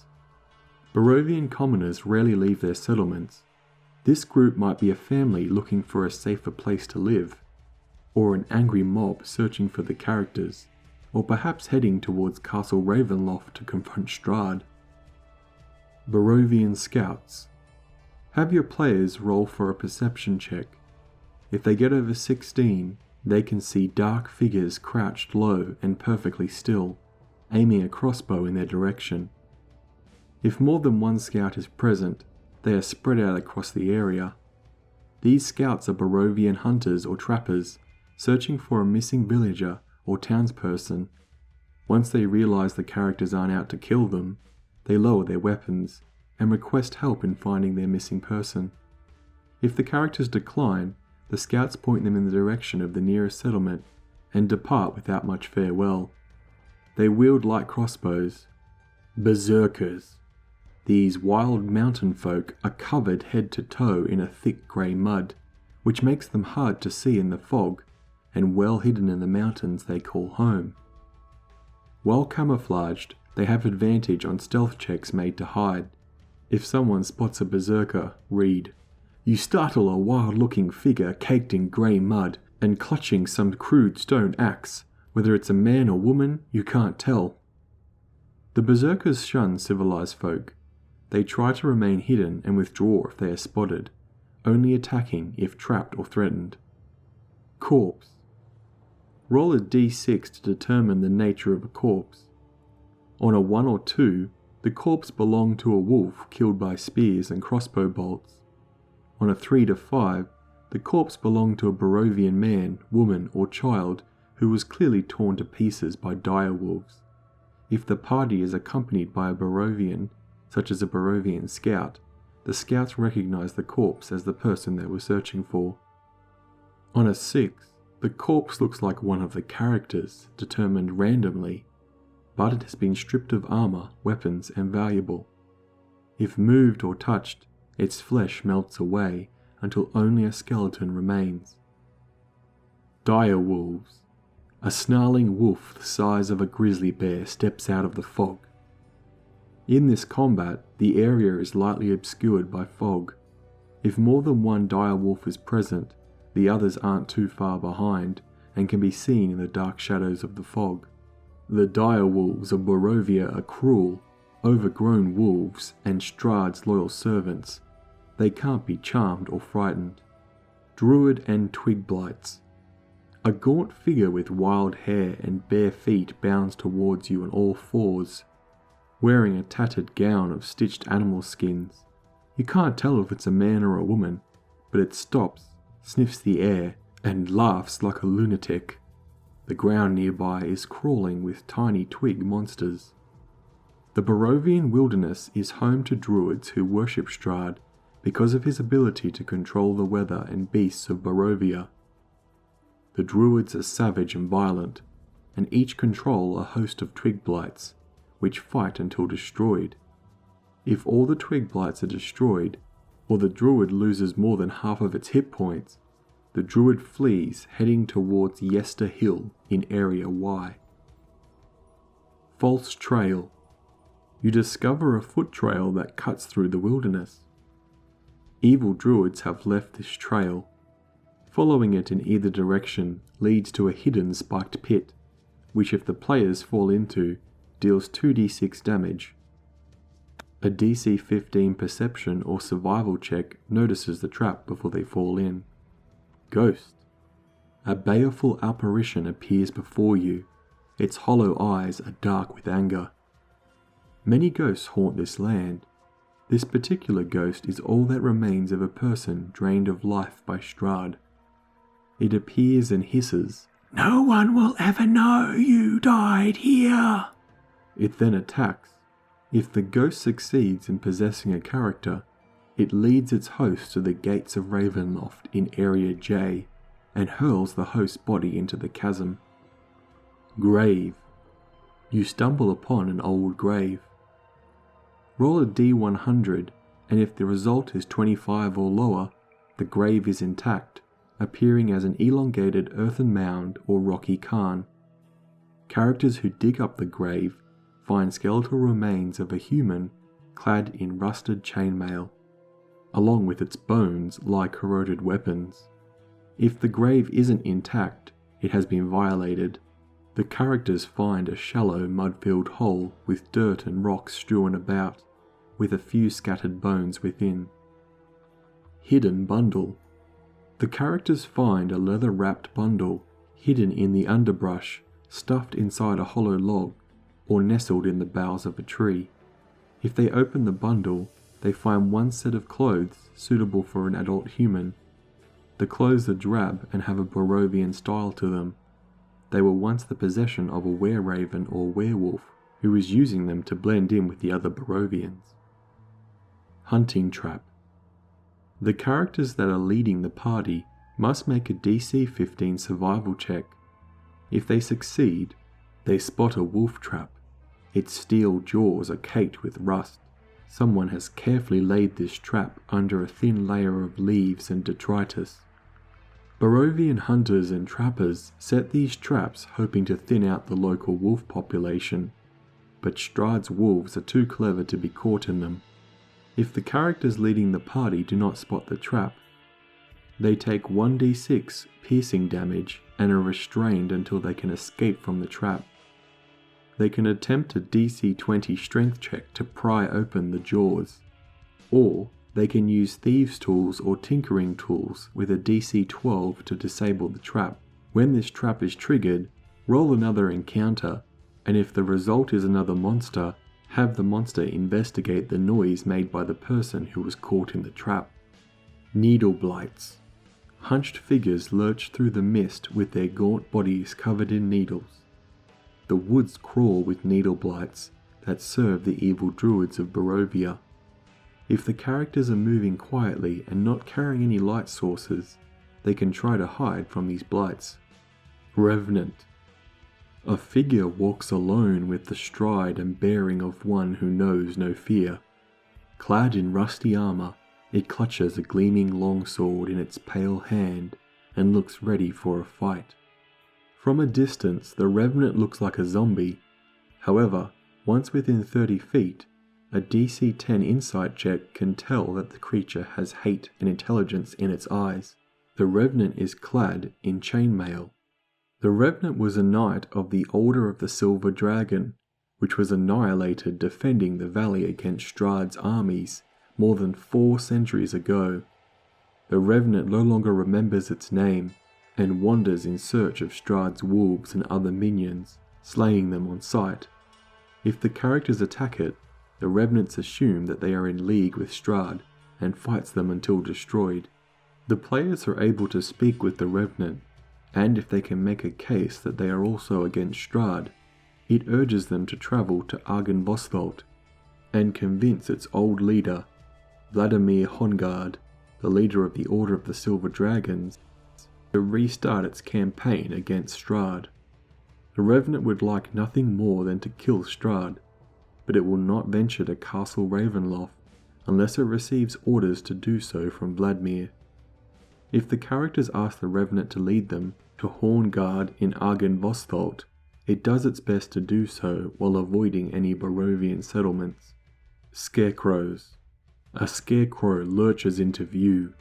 Its sackcloth eyes are red and ripe with malevolence, and its gut is stuffed with dead ravens. It has long rusty knives for claws. If more than one scarecrow is present, the others are close by. Baba Lysaga crafted these scarecrows to hunt and kill ravens and were-ravens. The scarecrows are imbued with evil spirits and delight in murdering anyone they encounter. Skeletal Rider. Through the mist comes a skeletal warhorse and rider, both clad in ruined chainmail. The skeletal rider holds up a rusted lantern that sheds no light.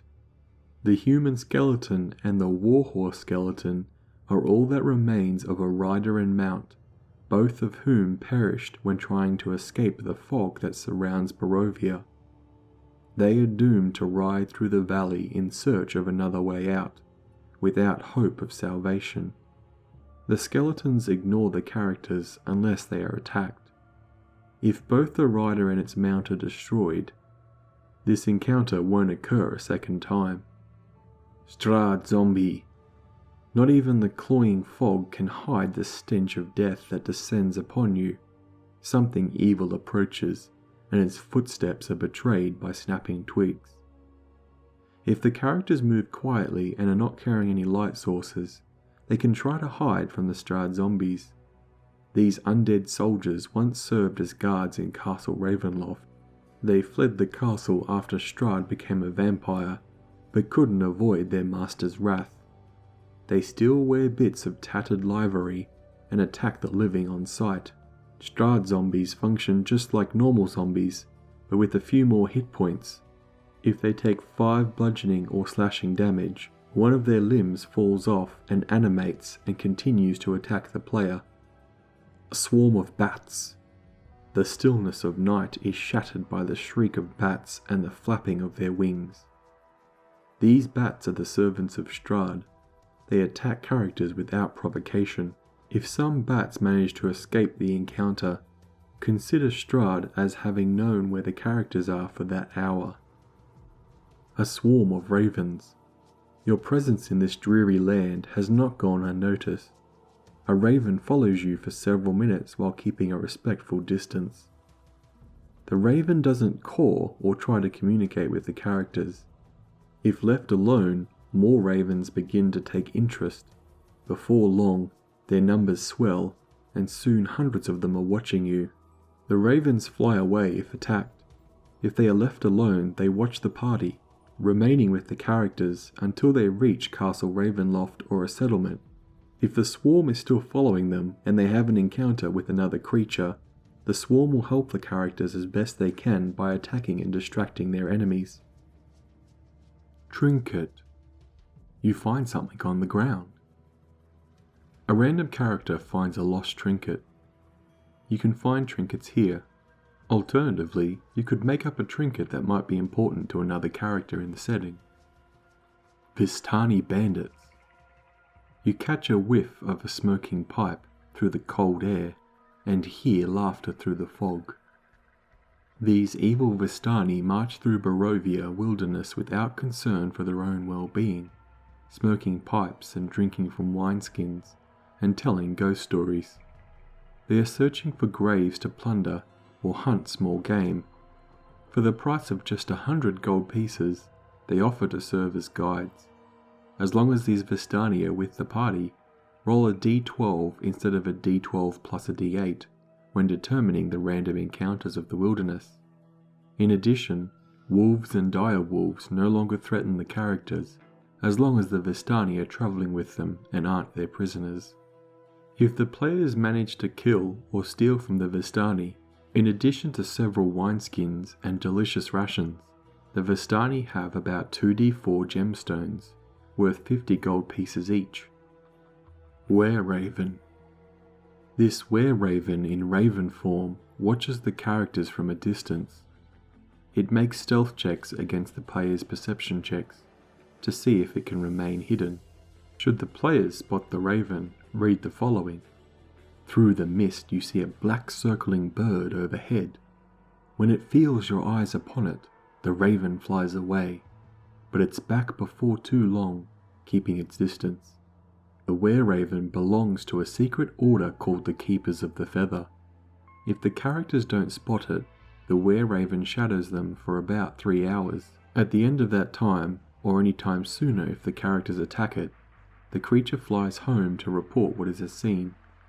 If the parties have a second random encounter with the were-raven, this one presents itself to the characters as an ally and requests that they travel to the Blue Water Inn in Valakai to meet some new friends. It then flies off in the direction of the town.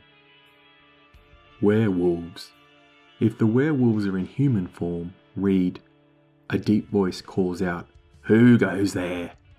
Through the chilling mist you see a large man in drab clothing wearing a tattered grey cloak.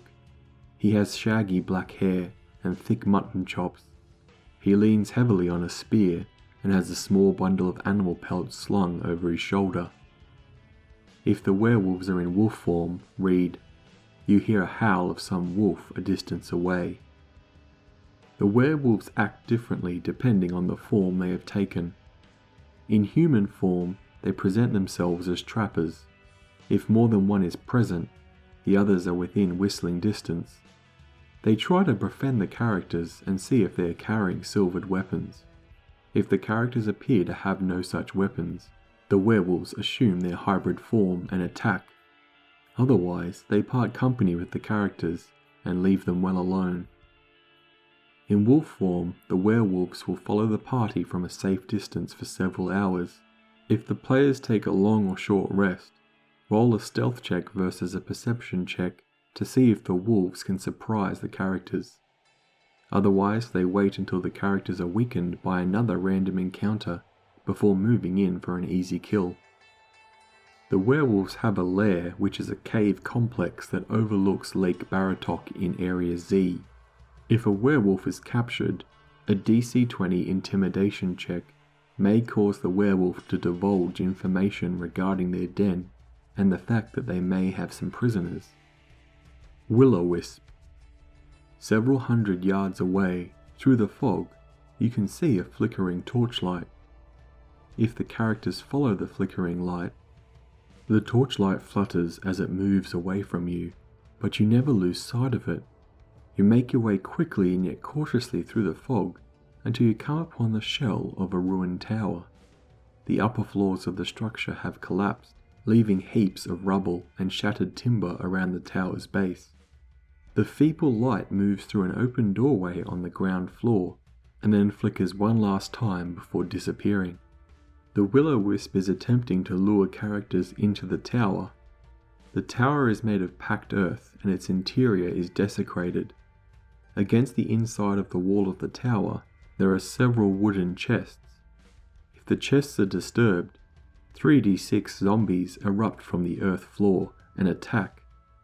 Once the zombies appear, the will-o-wisp will join the fray. Inside the wooden chests, players can find 50 gold pieces worth of weapons normally found in the player's handbook. Wolves. This land is home to many wolves, and their howl is a moment too close for comfort, characters have a few minutes to steel themselves before the wolves attack. They heed the will of Strahd and can't be charmed or frightened. Zombies. The ungodly stench of rotting flesh hangs in the air. Up ahead, the walking, moaning corpse of dead men and women lumber about. These unfortunate Barovians fell prey to the evils of the land and now shamble from place to place as a ravenous mob.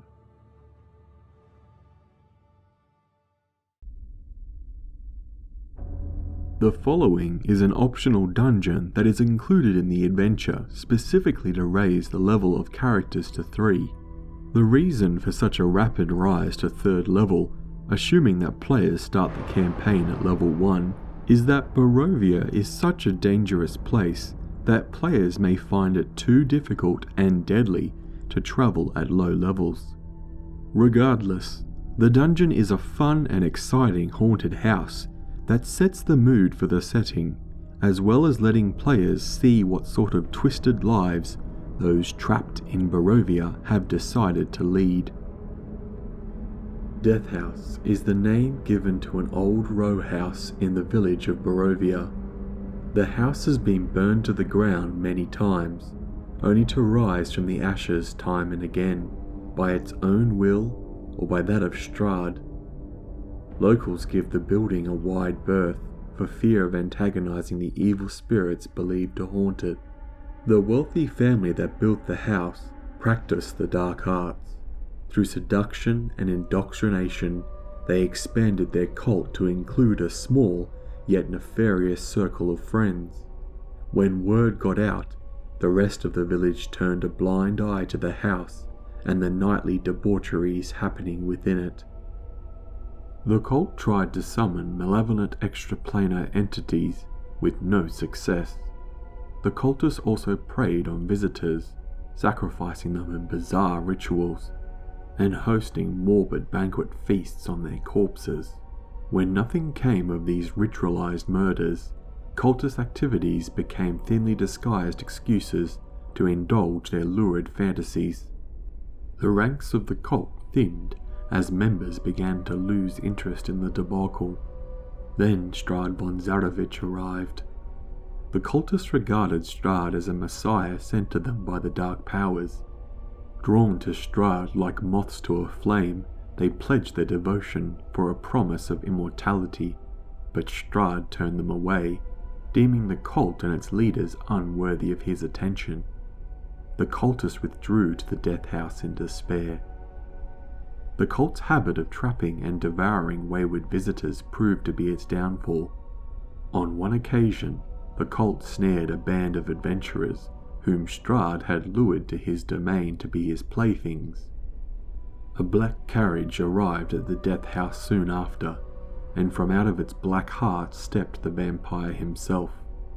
The cultists tried to impress Strahd. In response, he slaughtered them for slaying his playthings.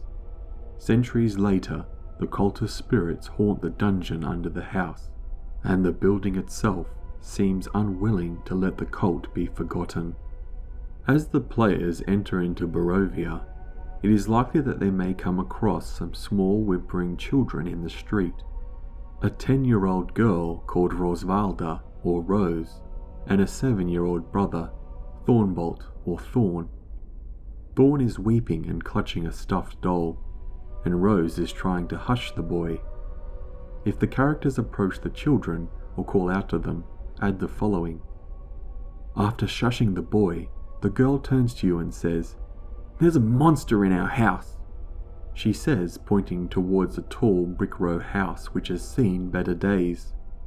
Its windows are dark, and it has a gated portico on the ground floor, along with a rusty gate that's slightly ajar.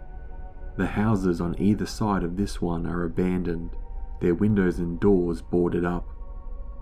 Characters who question the children learn the following. The children don't know what the monster looks like, but they've heard its terrible howls. Their parents, Gustav and Elizabeth Durst, keep the monster trapped in the basement. There's a baby named Walter on the 3rd floor nursery. This of course is untrue, but the children believe it. Rose and Thorn say they won't go back in the house until they know the monster is gone. They can, however, be convinced to wait on the portico, while the other characters search the house. Although they appear to be normal flesh and blood children, Rose and Thorn are actually illusions created by the house to lure characters inside. The children do not know that they are illusions, and they vanish into a soft mist if they're attacked or forced inside the house. The children, you see, have died of starvation centuries ago, when their insane parents locked them in the attic and forgot about them. They were too young and innocent to understand that their parents were guilty of heinous crimes. Their parents told them stories about a monster in the basement to keep the children from going down to the dungeon level. The terrible howls that they heard were actually the screams of the cult's victims. Once the characters enter the house, the mists of Barovia surround the house, preventing them from escaping or leaving the area. Their only refuge is to stay inside the house and wait for the mists to pass. The Death House is aware of its surroundings and all creatures within it. Its goal is to continue the work of the cult by luring visitors to their doom. The house has 4 stories, including the attic, with 2 balconies on the 3rd floor, one facing the front of the house and the other facing the back. The house has a wooden floor throughout, and all windows have hinges to allow them to swing outwards. The doors on the 1st and 2nd floors are free of dust and signs of age. The floorboards and wall panels are well oiled, and the drapes and wallpapers haven't faded, and the furniture looks new. No effort has been made to preserve the contents of the 3rd floor or the attic. These areas are dusty and drafty, and everything within them is old and draped in cobwebs, and the floorboards groan underfoot. Ceiling heights may vary from floor to floor.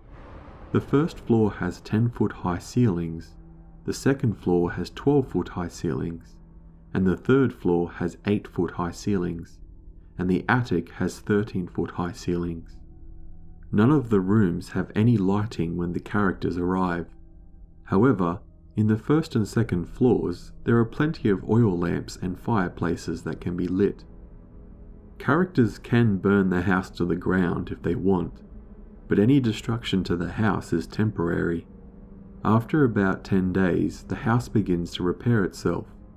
Ashes sweep together to form blackened timbers, which then turn into sturdy wooden frames, which the walls begin to materialize around.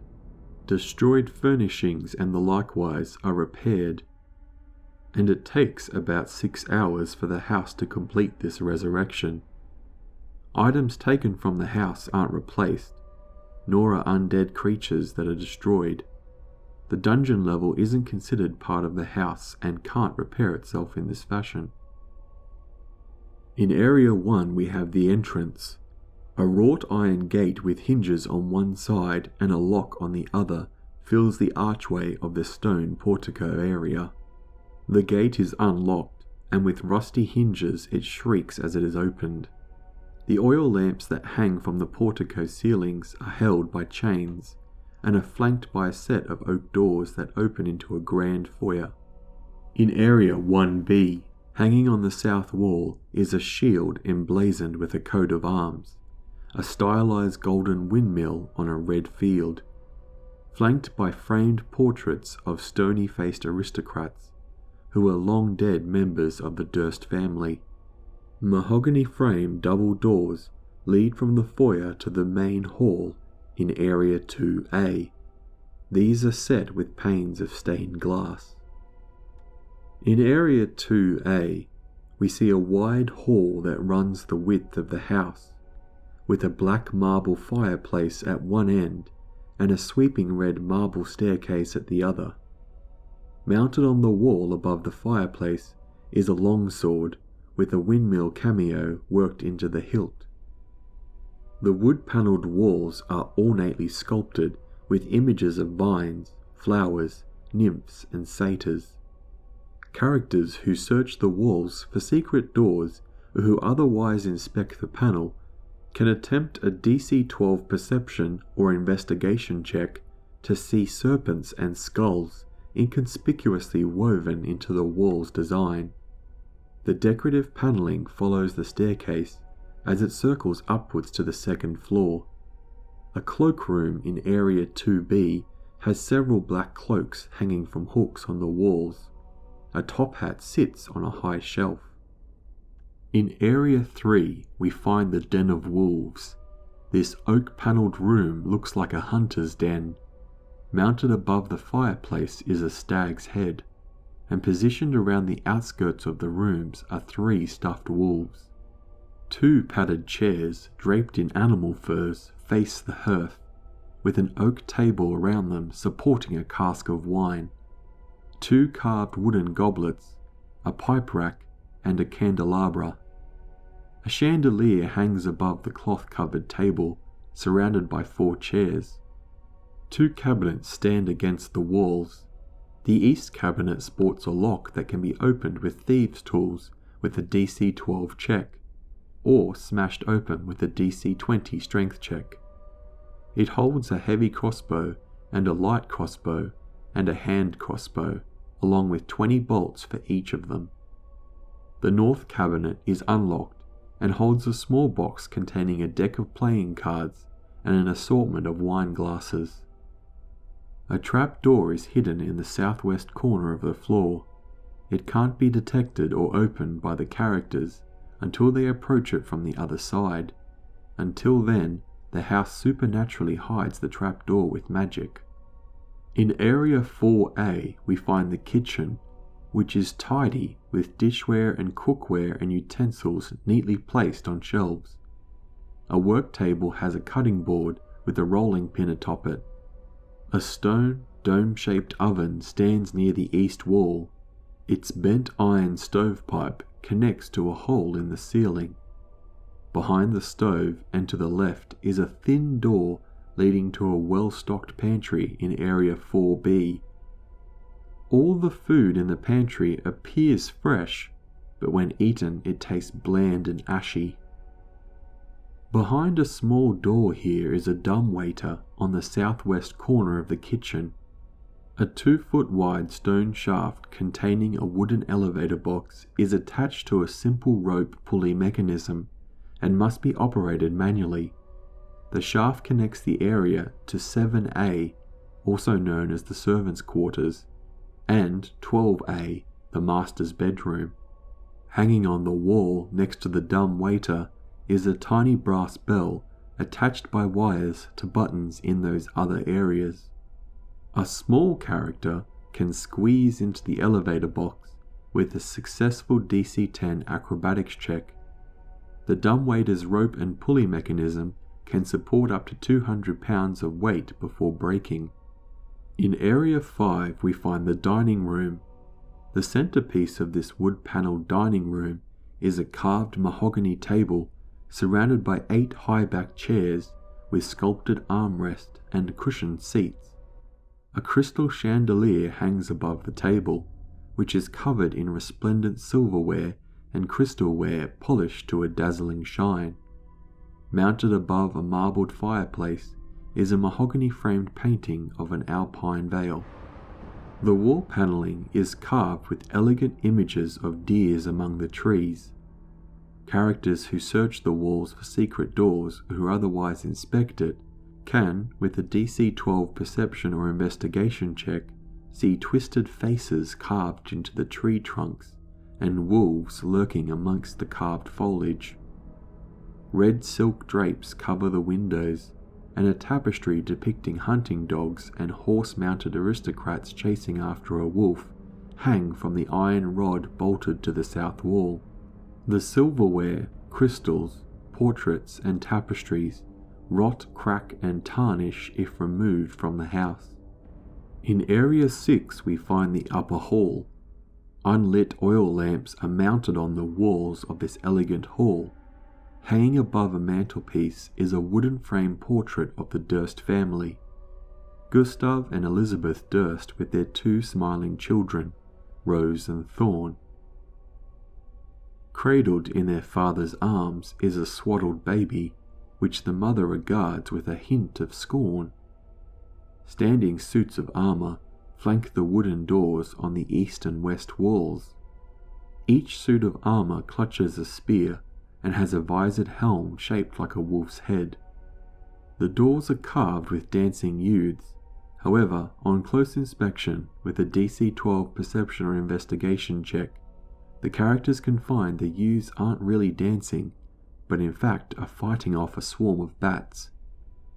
The red marbled staircase that leads to the first floor continues upwards on its spiral, leading to Area 11. A cold draft can be felt coming down the steps. In Area 7A, there is an undecorated bedroom that contains a pair of beds with straw-stuffed mattresses. At the foot of each bed is an empty footlocker.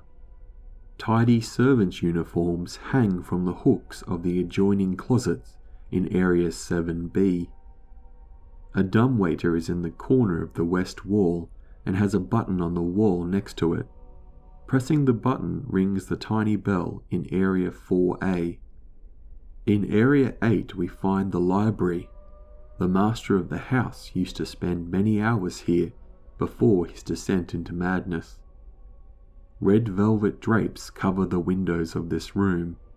An exquisite mahogany desk with matching high-back chair face the entrance along with a fireplace, which above hangs a framed picture of a windmill perched atop a rocky crag.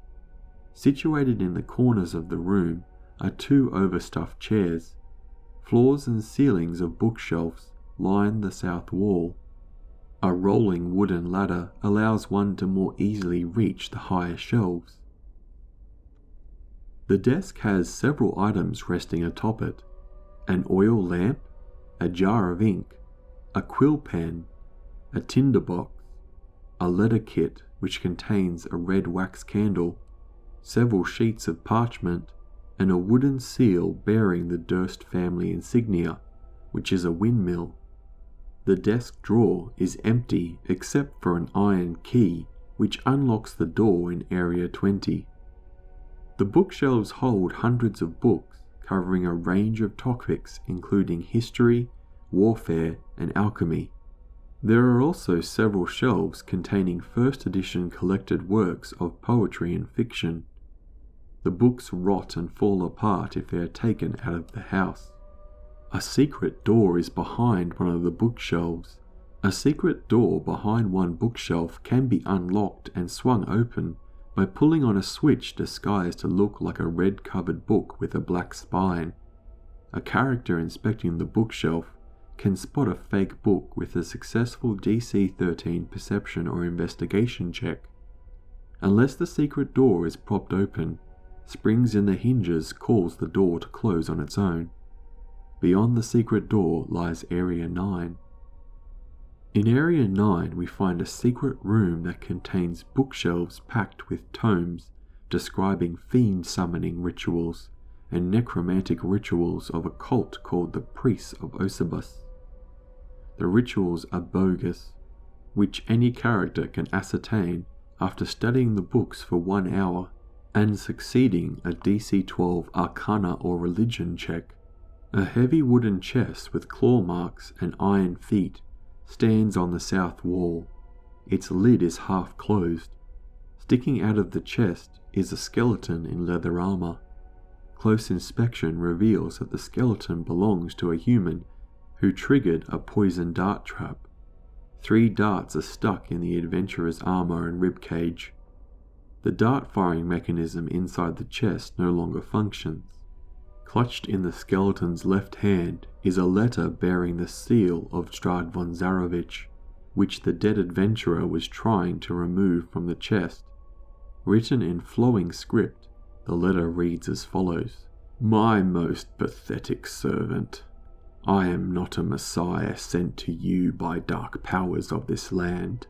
I have not come to lead you to a path of immortality. However many souls you have bled on your hidden altar, however many visitors you have tortured in your dungeons, know that you are not the ones who brought me to this beautiful land. You are but worms writhing in my earth. You say that you are cursed, your fortune spent. You abandoned love for madness, and took solace in the bosom of another woman, and sired a stillborn son. Cursed by darkness? Of that I have no doubt. Save you from your wretchedness? I think not. I much prefer you as you are. Your dread lord and master, Strahd von Zarovich. The chest contains 3 black books with gold trim and black leather covers worth 25 gold pieces each.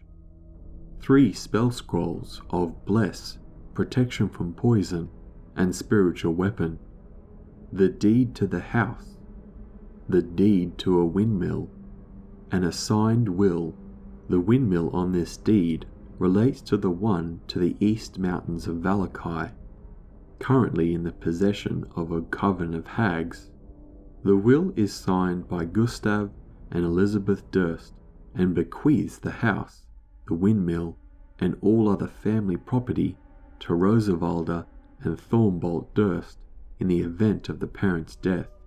The books, scrolls, and deeds will age terribly if taken from the house, but will remain intact. In Area 10 we find the conservatory. Gossamer drapes cover the windows of this elegantly appointed hall, which has a brass-plated chandelier that hangs from the ceiling. Upholstered chairs line the walls, and stained glass wall hangings depict beautiful men, women, and children singing and playing instruments. A harpsichord with a bench rests on the northwest corner. Near the fireplace is a large standing harp.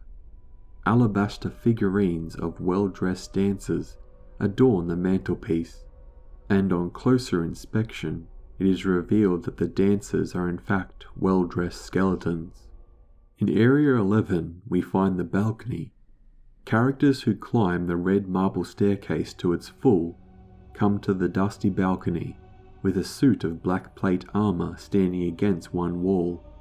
Draped in cobwebs, this animated suit of armor attacks as soon as it takes damage or a character approaches it within 5 feet. It fights until destroyed.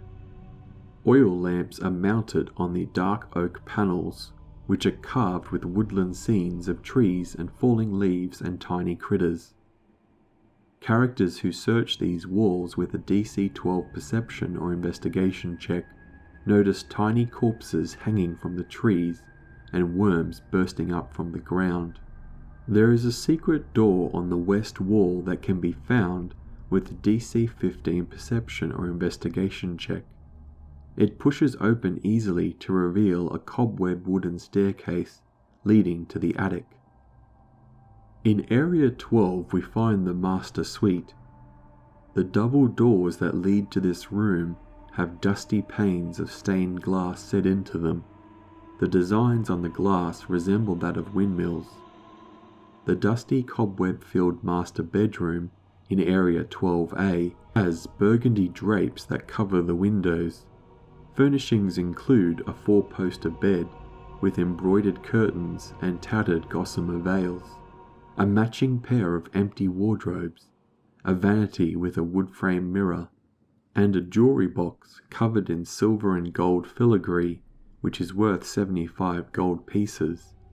Inside, players can find 3 gold rings worth 25 gold pieces each, and a fine platinum necklace with a topaz pendant worth 750 gold pieces. The vanity also has a padded chair. There is a rotted tiger skin rug that lies on the floor in front of the fireplace, which has dust-covered portraits of Gustav and Elizabeth Durst hanging above it. A web-filled parlour in the southwest corner contains a table and 2 chairs.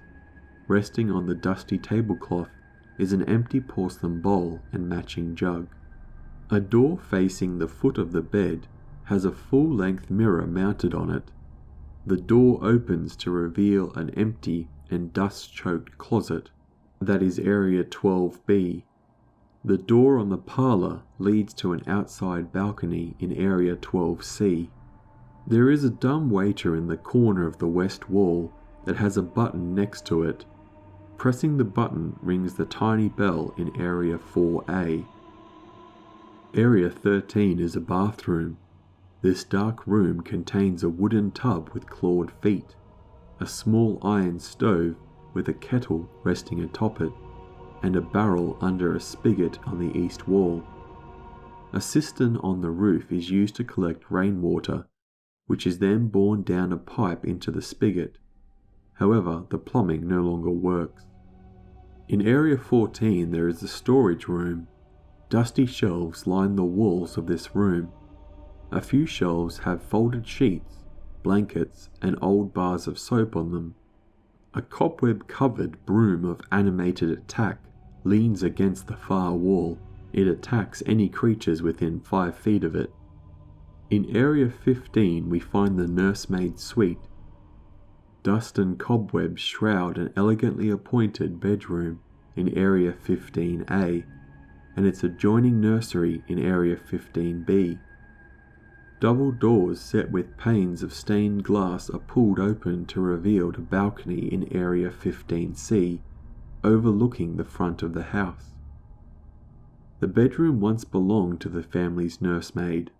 The master of the house and the nursemaid had an affair, which led to the birth of a stillborn baby named Walter. The cult slew the nursemaid shortly thereafter. Unless the characters already defeated it in Area 18, the nursemaid's spirit haunts the bedroom as a spectre. The spectre manifests itself and attacks when a character opens the door to the nursery. The spectre resembles a terrified, skeletally thin young woman, which doesn't speak and can't be reasoned with. The bedroom contains a large bed with 2 end tables and an empty wardrobe. Mounted on the wall next to the wardrobe is a full-length mirror with an ornate wooden frame carved to look like ivy and berries. Characters who carefully search the wall with a DC 12 perception or investigation check notice eyeballs replacing some of the berries. They also notice that there is a secret door behind the mirror. The secret door leads to a dusty staircase that takes them to the attic. The nursery contains a crib covered in a hanging black shroud. When the players part the shroud, they see a tightly wrapped baby-sized bundle lying in the crib. Characters who unwrap the bundle find nothing inside of it. In Area 16 is the attic hall, which is completely bare save for the dust and cobwebs. There is a locked door here that leads to Area 20 and is held shut with a padlock. Its key is kept in the library in Area 8, but the lock can also be picked with thieves' tools requiring a DC 15 check. In Area 17 we find the spare bedroom. This dust-choked room contains a slender bed, a nightstand, a small iron stove, a writing desk with a stool, and an empty wardrobe along with a rocking chair. A smiling doll in a lacy yellow dress sits on the northern window box. Cobwebs are draped around it like a wedding veil. In Area 18 we find the storage room. This dusty chamber is packed with old furniture, chairs, coat racks, standing mirrors, and dress mannequins, which have all been draped in dusty white sheets. Near an iron stove, underneath one of the sheets, is an unlocked wooden trunk containing the skeletal remains of the family's nursemaid, wrapped in a tattered and blood-stained bedsheet. A character inspecting the remains can succeed on a DC 14 medicine check to verify that the woman was stabbed to death multiple times. If characters disturb the remains, the nursemaid spectre appears here and attacks unless it was defeated in Area 15. There is a secret door here in the east wall which only appears once certain conditions are met. The two conditions for this secret door appearing are if the characters find Strahd's letter in Area 9, or if the characters find the replica secret door in the attic of the dollhouse in Area 20. In Area 19, we find another spare bedroom. This web-filled room contains a slender bed, a nightstand, a rocking chair, and an empty wardrobe along with an iron stove. In Area 20, we find the children's room.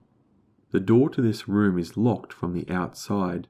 The players can easily unlock it and enter. This room contains a bricked-up window flanked by two dusty wooden frame beds sized for children.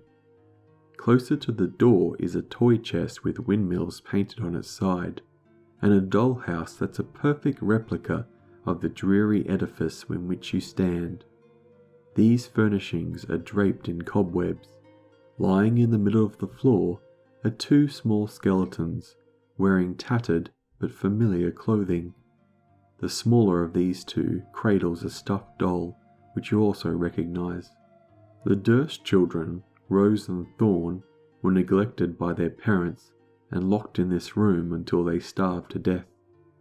Their small skeletons lie in the middle of the floor, plain as day, wearing tattered clothing that the characters recognize as belonging to the children. Thorn's skeleton still holds the stuffed doll.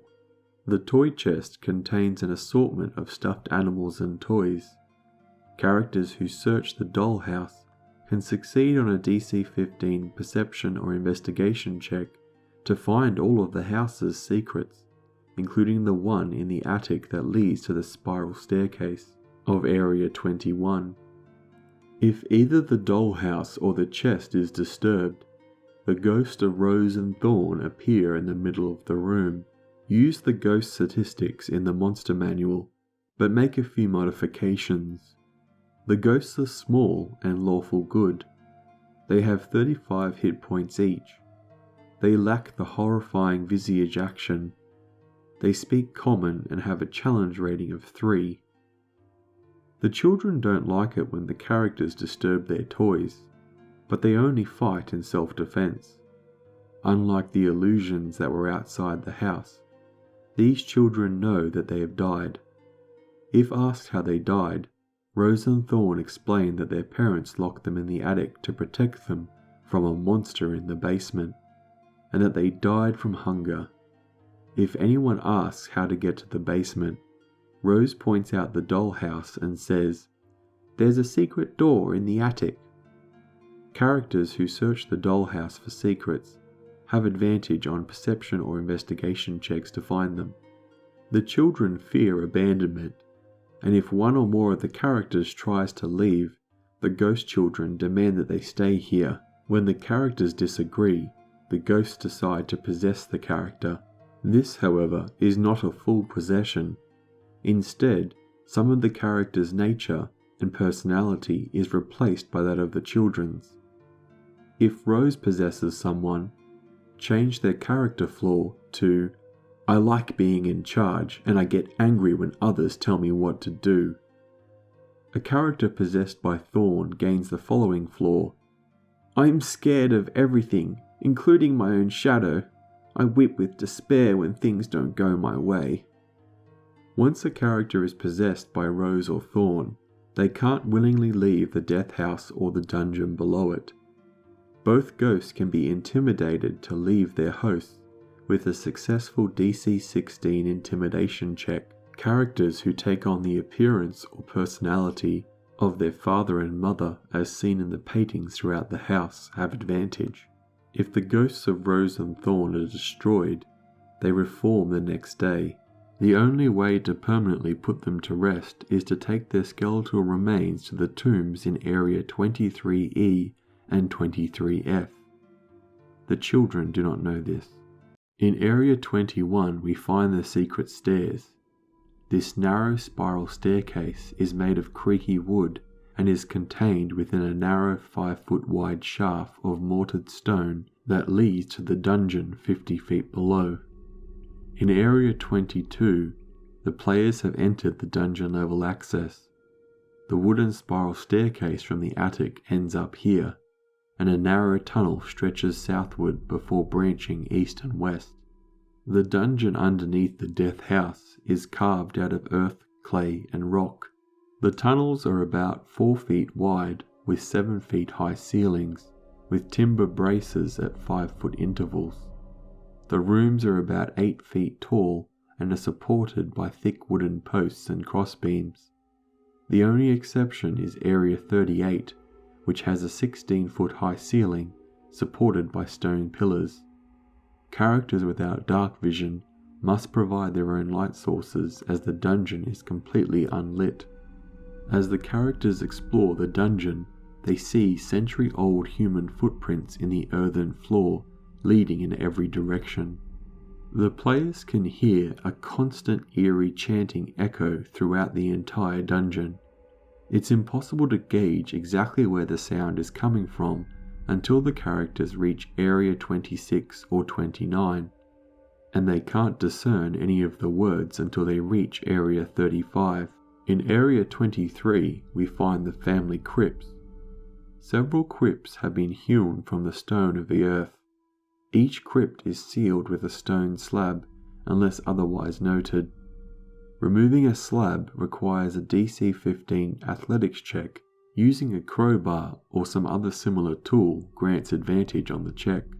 In Area 23A, there is an empty crypt. The blank stone slab meant to seal this crypt is leaning on a nearby wall, and the crypt is empty.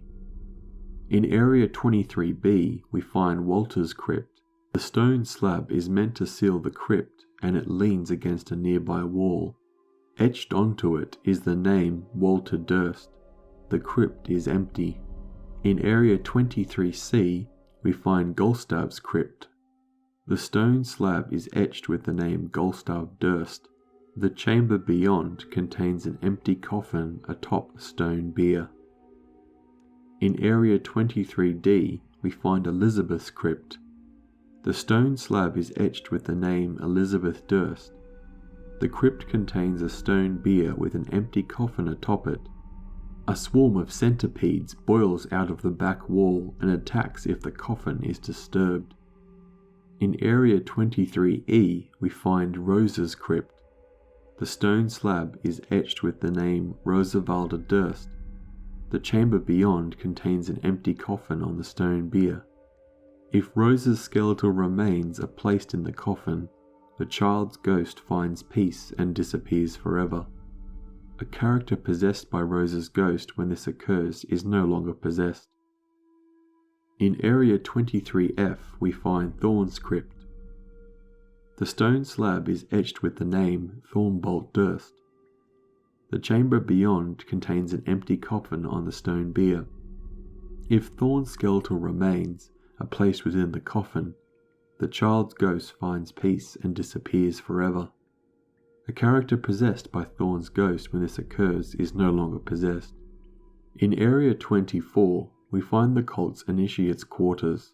A wooden table and 4 chairs stand to the east of this room. To the west are 4 alcoves containing mouldy straw pallets. In Area 25 is the well and the cultist quarters. A 4-foot diameter well shaft with a 3-foot high stone lip descends 30 feet to a water-filled cistern. A wooden bucket hangs from the rope and a pulley mechanism is bolted to the crossbeam above the well. 5 side rooms each serve as quarters for senior cultists. Each contain a wooden frame bed with a mouldy straw mattress and a wooden chest holding personal belongings. Each chest is secured with a rusty iron padlock that can be picked with a thieves' tools kit with a DC 12 check, or smashed open with a DC 18 strength check. The treasure of 25A is 11 gold pieces and 60 silver pieces in a pouch made of human skin. In 25B, the chest contains 3 moss agates worth 10 gold pieces each, and a folded piece of black cloth. In 25C, the room's chest contains a black leather eye patch with a carnelian worth 50 gold pieces sewn into it. In Area 25D, the room's chest contains a ivory hairbrush with silver bristles worth 25 gold pieces. In 25E, the room's chest contains a silvered short sword worth 110 gold pieces. In Area 26, the ghostly chanting heard throughout the dungeon gets discernibly louder as one heads along the west tunnel. A successful DC 15 perception or survival check reveals that there are no footprints here. Characters are also able to find a 5-foot pit trap here. At the bottom of the 10-foot pit are sharp wooden spikes. The trap deals 1d6 bludgeoning damage as well as 2d6 piercing damage. In Area 27 we find the dining hall. This room contains a plain wooden table flanked by long benches. Mouldy humanoid bones lie strewn on the dirt floor, the remains of the cult's vile banquets. In the middle of the south wall is a darkened alcove, which is Area 28. Characters who approach within 5 feet of the alcove provoke the creature that lurks there. In Area 28 we have the larder. This alcove contains a grick that slithers in and out to attack the creature it first sees within 5 feet of it. Unless the character makes a DC 12 perception check, they are surprised by the grick's attack. Otherwise, the alcove is empty. In Area 29, the ghostly chanting that can be heard throughout the dungeon is noticeably louder. When one or more characters reach the midpoint of the 4-way tunnel intersection, 4 ghouls who are former cultists rise up out of the ground in the spaces marked X on the map and attack. The ghouls fight until destroyed. The voices are louder to the north. In Area 30, it is obvious to any character standing at the top of the stairs that the ghostly chanting originates somewhere below. Characters who descend the stairs follow the hall and arrive at Area 35. In Area 31 is the Dark Lord's Shrine. This room is festooned with mouldy skeletons that hang from rusty shackles on the wall. A wide alcove in the south wall contains a painted wooden statue carved in the likeness of a gaunt, pale-faced man wearing a regal black cloak. His pale left hand is resting on the head of a wolf that stands next to him, and in his right hand there is a smoky grey crystal orb. This room has exits to the west and north walls, and chanting can be heard coming from the west. The statue depicts Strahd, to whom the cultists made sacrifices to, in the vain hope that he might reveal his darkest secrets to them. If the characters touch the statue, or take the crystal orb from Strahd's hand, 5 shadows from around the statue attack. The shadows, which are spirits of former cultists, pursue all those who flee beyond the room. The skeletons on the wall, however, are harmless decor. There is a concealed door to the middle of the east wall within the sanctuary, which a DC 10 perception or investigation check can discover. It's a fairly ordinary, although very rotted wooden door that is hidden under a layer of clay. The door pulls open to reveal a staircase that climbs to Area 32. The crystal orb that was on the Strahd statue is worth 25 gold pieces, and it can be used as an arcane focus, but otherwise has no other magical properties. In Area 32 we find the hidden trapdoor. The staircase ends at a landing with a 6-foot-high ceiling of close-fitting planks, with a wooden trapdoor set into it. The trapdoor is bolted shut from this side and can be pushed open to reveal the den in Area 3 above. In Area 33 we find the cult leader's den. The door to the southwest corner is a mimic in disguise. Any creature that touched the door becomes adhered to the creature, whereupon the mimic attacks. The mimic also attacks if it takes any damage. A chandelier is suspended above the table in the middle of the room, and 2 high-backed chairs flank the table, which has an empty clay jug and 2 clay flagons atop it. An iron candlestick stands in two corners. Their candles have long since melted away. In Area 34 we find the cult leader's quarters. This room contains a large wooden frame bed with a rotting feather mattress, a wardrobe containing several pairs of old robes, an old pair of iron candlesticks, an open crate containing 30 torches, and a leather sack with 15 candles inside. At the foot of the bed is an unlocked wooden footlocker containing some gear and magic items. Characters who search the footlocker find a folded cloak of protection, a small wooden coffer that contains 4 potions of healing, a chain shirt, a mess kit, a flask of alchemist's fire, a bullseye lantern, a set of thieves' tools, and a spell book with a yellow leather cover containing the following spells: Disguise Self, Identify, Mage Armor, Magic Missile, Protection from Good and Evil, Dark Vision, Hold Person, Invisibility, and Magic Weapon. These items were taken from adventurers who were drawn to Barovia, captured and killed by the cult. There are 2 ghasts as well, Gustav and Elizabeth Durst, which are hidden in the cavities behind the earthen walls, marked with an X on the map. They burst forth and attack if someone removes 1 or more items from the footlocker. The ghasts wear tattered black robes. The cult has amassed several relics that it's used in its rituals. These worthless items are stored in 13 niches along the walls. There is a small mummified yellow hand with sharp claws, which is actually a goblin hand on a loop of rope. A knife is carved from a human bone.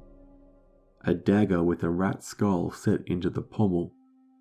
An 8-inch varnished orb made of a Nothic's eye. An aspergillium carved from bone. A folded cloak made from a stitched ghoul skin. A desiccated frog lashed to a stick, which could be mistaken for a wand of polymorph. A bag full of bat guano. A hag's severed finger. A 6-inch wooden figure of a mummy, its arms crossed over its chest. An iron pendant adorned with a devil's face. The shrunken, shriveled head of a halfling. A small wooden coffer containing a dire wolf's head with a leather tongue. The southernmost tunnel slopes down at a 20-degree angle into murky water that ends in a rusty portcullis, which is Area 37. In Area 36 we find the prison. The cultists shackled prisoners to the back walls of the alcoves here. The prisoners are long gone. Their bones litter the floor in Area 27, but the rusty shackles remain. There is a secret door on the south wall that can be found with a DC 15 perception or investigation check, and if pulled open reveals Area 38 and beyond. There is some treasure in this room. Hanging on the back wall of the cell marked X on the map is a human skeleton clad in a tattered black robe. The skeleton belongs to a cult member who dared question the cult's blind devotion to Strahd. Characters who search the skeleton find it was wearing a gold ring worth 25 gold pieces on one of its bony fingers. In Area 37 we have the portcullis. This tunnel is blocked by a rusty iron portcullis that can be forcibly lifted with a successful DC 20 athletics check. Otherwise, the portcullis can be raised or lowered by turning a wooden wheel half embedded in the east wall of Area 38. The wheel is beyond the reach of someone east of the portcullis.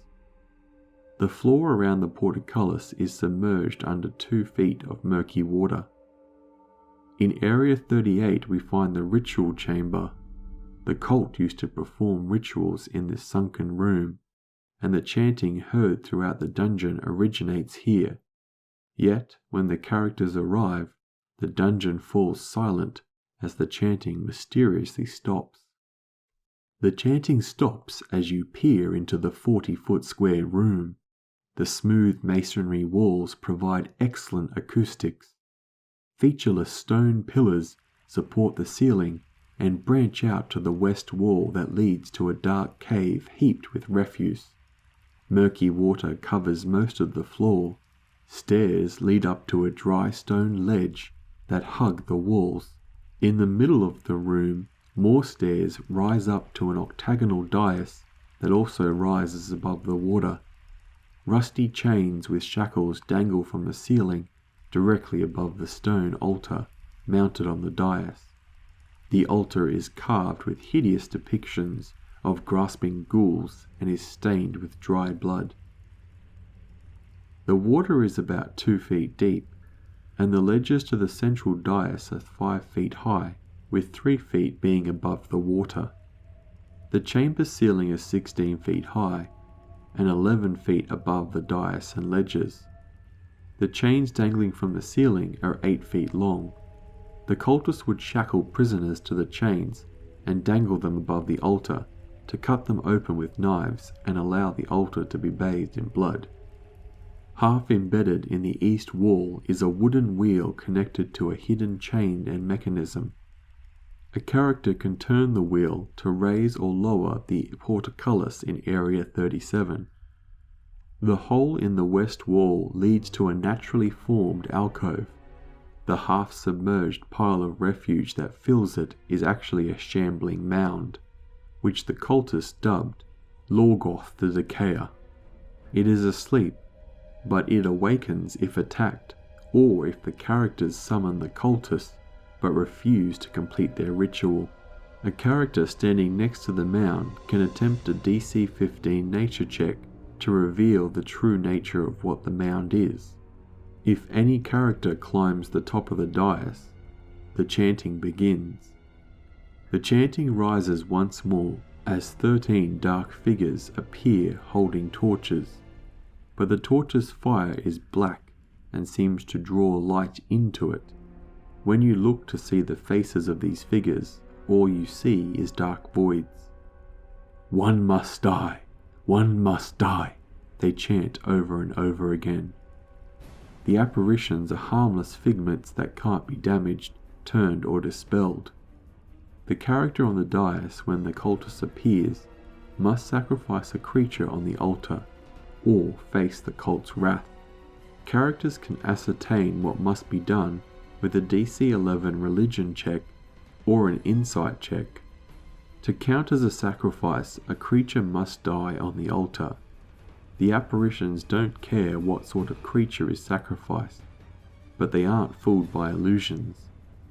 If the characters make a sacrifice, the cultists fade away, but their tireless chants of "He is the Ancient, He is the Land" echoes again and again within the dungeon. Strahd becomes aware of the sacrifice, and the death house now does nothing to hinder the characters.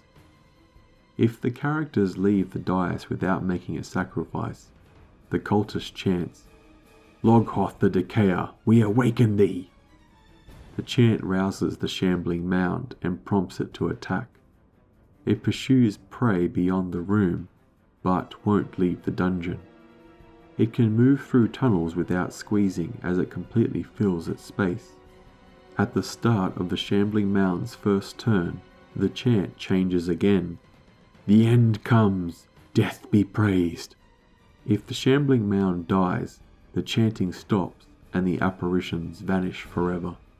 The mists that surround the death house will not part until a character rises up onto the dais and either appeases or defies the cultist. Strahd is satisfied either way and prompts the mists to recede.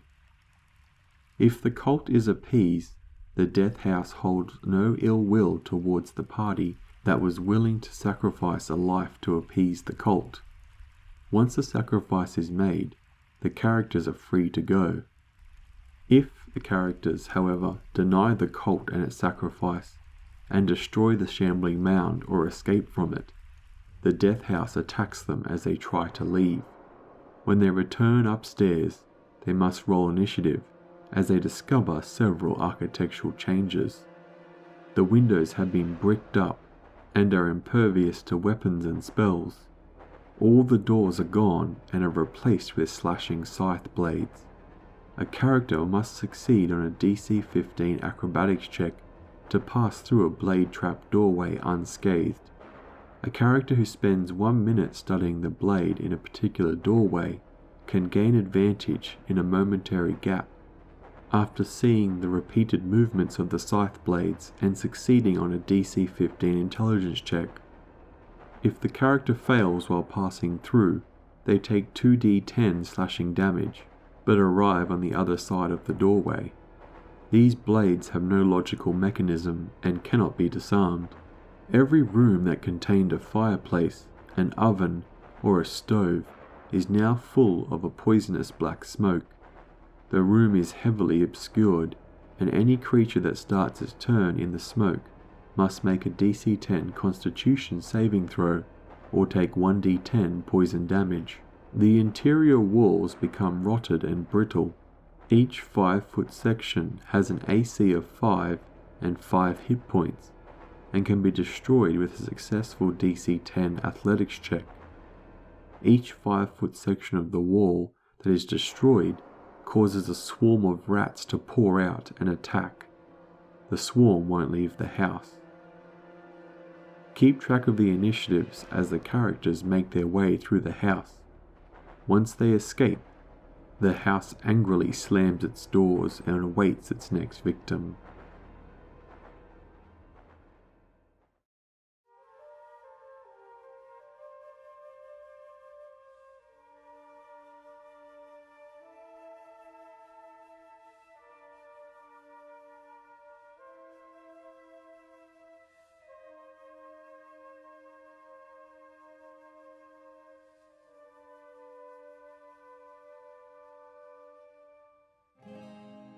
After having overcome the Death House, players should usually be 3rd level. You may want to have some of the townsfolk congratulate these new heroes of Barovia, but remember that many adventurers have perished following the same path as these local heroes, so the celebration is usually dry and anxious, as they know that Strahd is always ready to come visit them. Remember to organise the other characters in town who might want to join the players on their journey. They may become important later on in the story, but remember that their triumph in assisting the players is just as well served as tragic deaths the players could not help prevent. Use them wisely, both in encouraging players forward and pleading for them to flee. This concludes the beginning of the Curse of Strahd. How do you feel? Are you worried? Curious? Afraid? Still more is yet to come in this adventure. Ahead is a long road to defeating Strahd and escaping Barovia. Do not be troubled by these things though, for they are your fate. For now, relax, stay a while and listen. Soon comes the next chapters of this tale.